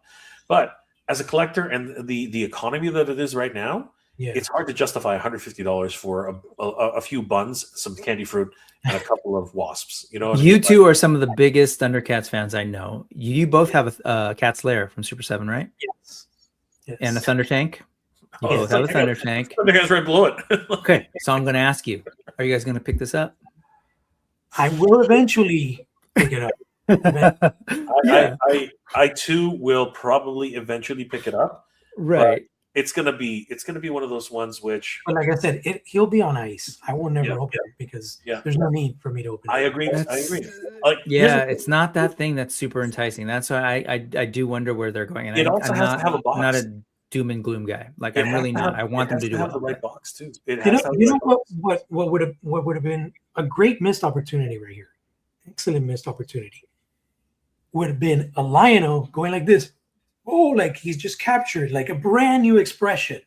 Mm-hmm. I think that by itself, people will be like, "Oh shit, we got a meme moment, Lion-O." You know what I'm saying? And like that would really. 100%. No, you're right. You're right. It needs something new. Give me a reason to buy it. Because let me just say, if they let's say we're wrong, and that's some of that stuff is molded, making it a unique figure. One, what a waste of tooling. Two, it's bottom line is what you said. 100%.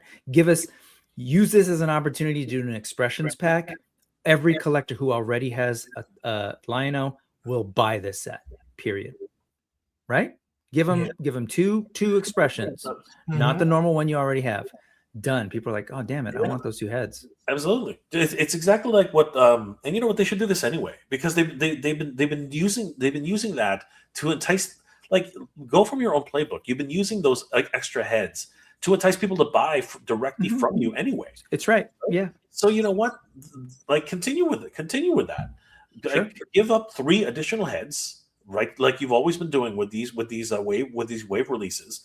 Have Lion-O do something, or you know, have some really crazy expressions, because I think we're all tired of the growling, snarling face and the free. You know what? Have him be happy. One of the things that we've never seen, like very rarely, we see any of these. And the thing is, the Thundercats are happy people. You know what I mean? They're always smiling at the end of every episode. They're always laughing. Give him the freaking Adam laugh. You know what I mean? Like you know, because that's they do it, just not as animated. You know what I mean? Like that's something that I think is right. I agree. That's a missed opportunity. A grinning face and a startled face from being captured. So you got one from the beginning and one for the end result where they become friends. So it's just like that tells a story on its own. It does. You know? Yeah. But Absolutely. you know what I would love? The intro that was like very, you know, they spend more time on the introduction animation, very anime, where his hair is extra big. Where he's holding the sword. Oh yeah. I'm telling you, like that kind of stuff. Yeah, way more than candy fruit. Like, oh my god, yeah, I want that look. If you remember when he first in Exodus, when he first gets a hold of the sword again, remember how his hair just goes, swoosh, it goes like shocked, right? Because it's trying to remind him of his destiny, right? Yeah. So there's another really good one. Look, could we move on to a different toy, because it's making me sad? Come on, guys. I wanted to mention, and Jay, I don't know if you were planning on talking about this, but sure. So the new wave with Wizra is shipping right now. Yes. It is. So what that means, according to Entertainment Earth, there are a few Super 7 pre-orders coming up. So I have a feeling that we're going to be seeing the next wave coming up really soon, because that's how Super 7 tends to do things. Once the latest wave ships, they reveal the next pre-sale, which they're now pre-sales because we get them 3 months down the line. So any predictions for the next wave? Yeah. That's actually a really good way of wrapping it up, because you know, we are sort of going way over time tonight, but it's fine. It's okay. We haven't streamed in 3 months. I know, right? I was gonna say, I missed you guys. I got excited seeing you guys. Catch up episode. Brick, what are your thoughts? I mean, we still have a ton of characters left to go. I mean, like the Thundercats never really stop.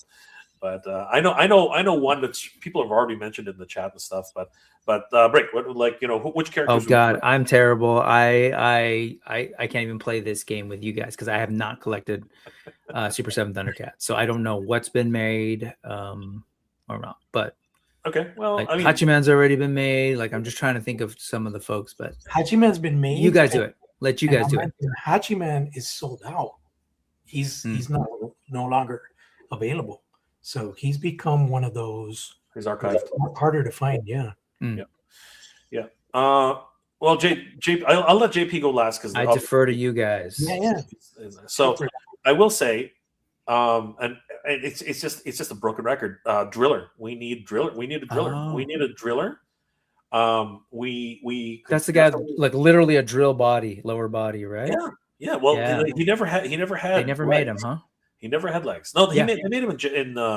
LJN. Yeah, they made a vintage one. No, I mean, no. Super 7. No, Super 7. Not yet. That'd be cool. We need a driller. We 100%. I want So here are the things. The deeper cuts that are going to happen now are going to be things that are still relevant to the earlier episodes, but still at the same time we never really got them. So I really want to see an inflamer. Both the fully powered version and the decrepit version. I like that has to be together, because the inflamer. I mean, in a lot of ways, he's a character which has only shown up in a handful of episodes, but his impact for me was pretty good. I mean, like, if it wasn't for him, the sword would still be broken. You know what I mean? There's a lot of reasons why the inflamer is actually a really good character to have, right? You could talk about the mole man. He was actually, in a handful of episodes. He's been pretty sinister himself. You know what I mean? The whole Jackalman's Rebellion. That whole episode was really cool, and it actually showcased many of those characters as they were. Here's a deeper cut that I'm not sure, but because we have quick pick, I think it really is sort of appropriate. We need everybody who escaped from Mandora's jail container, right? What were their names, JP? We had. Are you talking about Plutar? Yeah, there's Plutar. That's right. Who should come with the ooze? He should come with this, even if it's just a tiny bit of ooze. He should come with the ooze. You know what I mean? Plutar is definitely that. And what was the name of the vacuum guy? He was just this robot, but he was more like a vacuum cleaner, right? He's just trying to think. Let me check. Let me check. Mandora, Evil Chaser. But how about you? Why don't you name off a couple? My wish list for the next wave includes one of the characters that I've been asking for from the very beginning. I want a Demolisher figure really bad. I think he's awesome. And Demolisher with his little armadillo kind of little grunt that follows him around and stuff. Oh, Demolisher, we need Tugmug to finish off the team. We need new cats. So Tigra 2.0 with Cave of Time head. Yeah. Oh, okay. Accessories. He could come with from that episode where he was in the trance from the flowers. Remember, I think it was Mumra. Silky. There you go. Come with the Silky accessory, Cave of Time head, new updated body, and as far as another good guy, I would like Tumargar, the Tuska. Oh yeah, Tumargar. Yeah, Tumargar would be good. Great. So yeah, I think that would they made that in LJN, right? Yeah. No. Yeah, they did him, but it was called the Tuska Warrior. Yeah, they did. Yeah, green costume. Yeah. They haven't done that yet in Super 7, huh? Yeah. Okay. So what they could do Tumargar, and then that's a brilliant idea to reuse that body and then do a Tuska Warrior that's like an army builder. Sure. they could Just like what they did with Slive. Yeah. Yeah. So let's see. That was Tigra, Demolisher. Yeah, that's 4. I think When you said Tugmug, is that one of the Lunatics? Yeah. Yes, he's one. He's a big fat. Big one. Yeah. Okay, got it. But there's also been that one that fans have been asking for a while. Actually, he ended up being the number one ask that has still never been released. Right? You did a poll, JP. I remember it was one of the number one, the number one figure that the people were requesting, and it surprised you. Right? Surprisingly, yeah, the one that was because of the selections that I had provided. The number one like choice for fans was Mumra in the Excalibur armor, which was shocking. And then let's not forget about the Berserkers, right? The Berserkers still also because top spinner. Once you put in Cruncher, you have to do Twister, right? You have to do yeah. You have to do all this. Another one that I don't remember. I think he had treads, like tank treads or something. I would love, speaking of the Berserkers, I would love to see the pre-cyborg Berserkers.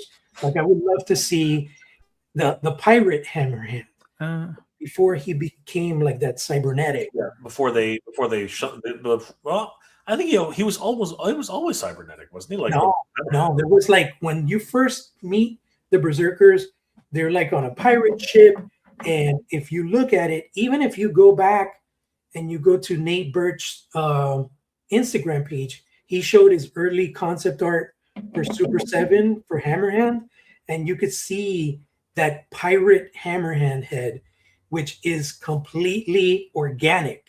It's just him in a beard.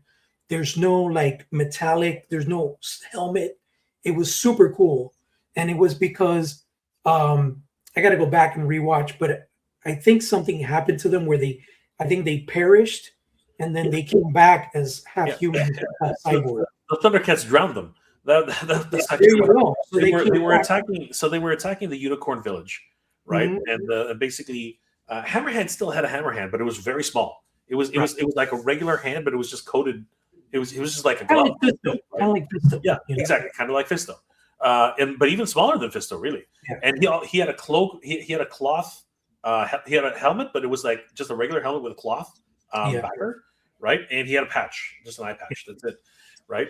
And all of his crew were humans, as far as from what I remember. So yeah, no, I totally know where you're coming from with that. But and what about the Bubbler? You know what I mean? Like I think the Bubbler is definitely another character which people have been. The Mad Bubbler, of course, that would be like a beast / small vehicle. So that would probably be, like a $75, $80, piece. Thundercats vehicles are not cheap. No, it's tricky, man. Look, I would love to have the Sky Cutter right now, and I can't. I can't justify a $200 purchase right now for a Sky Cutter. It's pretty crazy. Yeah. It is pretty crazy, but you know what?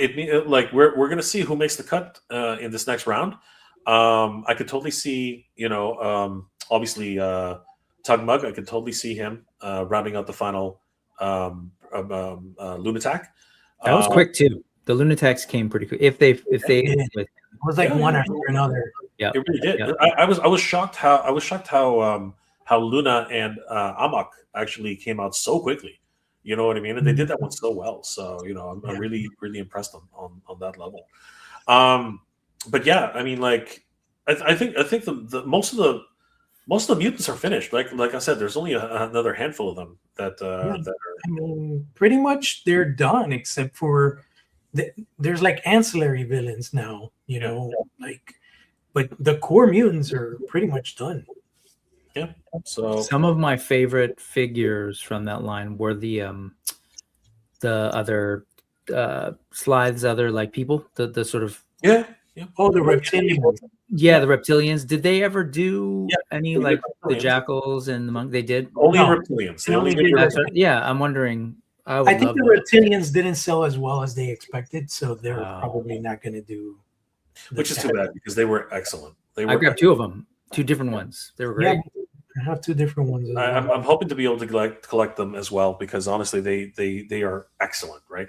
And I would have loved to see Jackals and Munkians, and you know what I mean. I would have loved to see that, but it is one of those things which is very, very difficult to disappoint. One thing that I want to mention before we go, because I think it's very mention worthy. I don't know, UJ or Brick, if you've gotten any of the Mondo 2000X 112 figures yet, but dude, that He-Man and that Clawful, if they were to take that formula and incorporate it with Thundercats, oh my god, dude, like the way that He-Man moves, oh my god. I love those, and I would actually love to see them do the same thing. So they took 2000X and they're like, we're going to do our Mondo versions of them in 112. I want to see them do the exact same thing with a 2012. Like, let Super 7 do the classic stuff. Say, we're doing 2012, but we're doing it Armando style and going to try and give it our art direction that'll tie it all together. I think that would be nice. That's pretty badass. Although, I don't know if you knew, Brick, but Brian pretty much confirmed that they are doing that. They're doing it too. I heard that on yours, but I was like, what if the next wave is our introduction to that? Maybe we get 2012 Lion-O mixed in with Rankin Bass villains. That would be so cool. Honestly, it'd be interesting for sure. I think I'm a little bit out on Ultimates right now. Super 7 Ultimates. I would kill for a Snowmeo though. I would kill for Snowmeo. Like a hard sell. It is a hard sell. It is a hard sell. But so is a Sky Cutter, and so is a cartoon version of freaking a Thunder Tank. I mean, those are really hard sells. You know what I mean? Like I'm waiting for that thing to. I'm waiting for Amazon to have a price drop on that. They did at one point. The animated Thunder Tank was like $339. Still, that's not enough for me, man. That's a drop, but it's not. What are you gonna do with it, Jay? You're gonna put it on top of your other one? Yeah, dude. I'm just gonna stack them on top of each other, bro. Like seriously.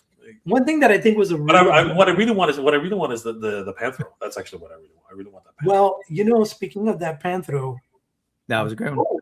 I hope that we eventually get him in the DX line, you know, because it's just, I think Brian said that that's the only way, but I find that highly difficult to believe because nobody that already had the Thunder Tank and dished out the $500, $600 for that Thunder Tank, they're not all going to be able to buy another Thunder Tank all again just to get an exclusive Panthro. So I feel like we're eventually going to see that Panthro later down the line.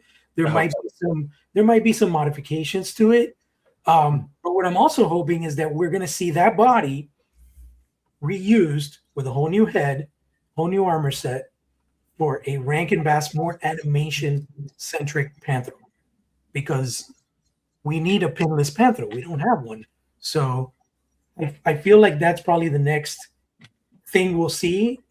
Rather than Tigra, we'll probably see a Panthro. I guess this one will be 3.0 because they already did a 2.0. Which was the original one was Mattel.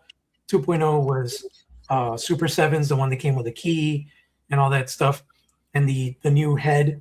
So I think this would be Panthro 3.0, and that one would be cool. And they have a lot of opportunities. They could put the lightning bat that Safari Joe used to scare Panthro as an accessory. They could do the evil Panthro, although that would be tricky because the evil Panthro is a different color. So giving him a different color head that doesn't match up with the rest of the body would be kind of like a stupid thing.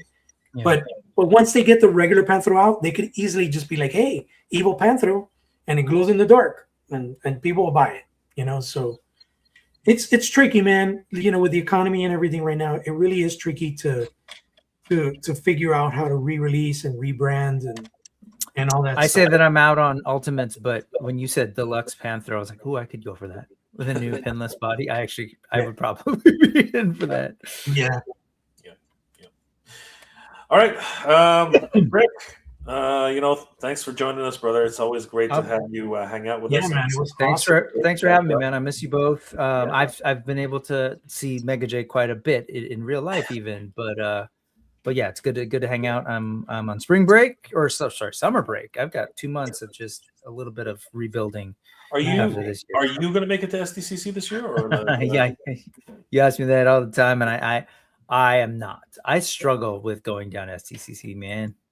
It is if it's expensive, even though I live in the state, finding a place to stay is the biggest challenge, and then getting to the convention area every day. Like I could probably get passes through friends. Like that's not an issue, but it's like staying, and the days of like crashing on someone's couch are just everybody's got families. Like it's just very different now. You know what I mean? Yeah. So, you got to tell us ahead of time because what we've been doing lately is just getting an Airbnb for a whole bunch of us, right? And yeah, and we just do a thing, and it works out, huh? It does. Like Danny sometimes sleeps with me. You never know, but you got room on the couch? I don't know. I consider it. I'm not doing anything. What is that? July, like 15th or something? It's either the second last weekend of July or the last weekend of July. It's one of the 20th. Whatever. If there's a place to stay, that's a completely different deal. You're right. I should have talked to you earlier. I didn't realize that that's how you guys are all doing it. But hotels are ridiculous. Even getting to and from. Oh yeah. If you got to deal with parking or whatever, unless you're like by a train line, it's a pain in the ass. Oh, yeah. So I don't know. There's room in the floor. Well, that we'll talk about it at the end of the day. Okay. Brick, what are you up to, and how can people reach you? Oh, geez. So I have been doing a little bit more streaming because I am on summer break, so I teach folks. But Sundays, 3:45, I do a thing called the Brick Something News. It stands for the needless ephemera we saw, because there's all sorts of cool stuff we're seeing toy-related on the internet. And it's me and a guest just kind of talking about all sorts of cool stuff, usually around indie toys, like those made by our friend Jorge over here. Look out for From the Realm, folks. It's coming. So look out for that. So it's Sundays, and then I've been doing a Wednesday, 4 p.m. Pacific as well. So that should be happening in 2 days as well. But that's the main thing. That's it. It's never it. JP, what are you up to, and how can people reach you? From the Realm. I've been living, breathing, sleeping From the Realm, and love it. It's a lot. There's a lot because I've been pretty much taking things by the reins.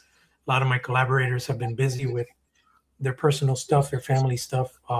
But Kickstarter is on track for future launch. It's going to be very, very soon after the summer. So right now I'm just working on finalizing all the SKUs, getting all the product showcases, the imagery. We're working on paint masters. There's a lot of motion going on behind the scenes with the project, and I'm super excited. I think finally this thing is happening this year. Woo! Awesome. Some great figures, man. Absolutely. Telling you, keep an eye to the indies. Yeah, it's coming, guys. It's coming. Last comments before we log off, everybody. The Sky Scudder's price is ridiculous. Yeah. It does transform, though. So you did some shopping. There is that. You don't want to make me angry. Got the Panthro with the Dark Thundercat on sale. Congratulations, brother. That is always a good thing. And great picture and great name. Hector Cesares, Brick. Grand 460. Finish the cast and characters, then introduce new stuff. It's like Rome. When in Rome, my friends. When in Rome. Well, guys, thank you so much. It's been a while since we streamed, but we are glad to be back. And please check out Thundercats Classics on Instagram. Please check out Brick Something on Instagram as well as on YouTube. And, of course, please subscribe to Thundercats Lair here on YouTube. We're planning on doing more episodes, but at the end of the day, we just want to hang out with you guys, have fun, and and talk about everything Thundercats related. Thank you guys again for always joining us. I want to thank my good friends Brick Something and JP of Thundercats Classics for joining us tonight.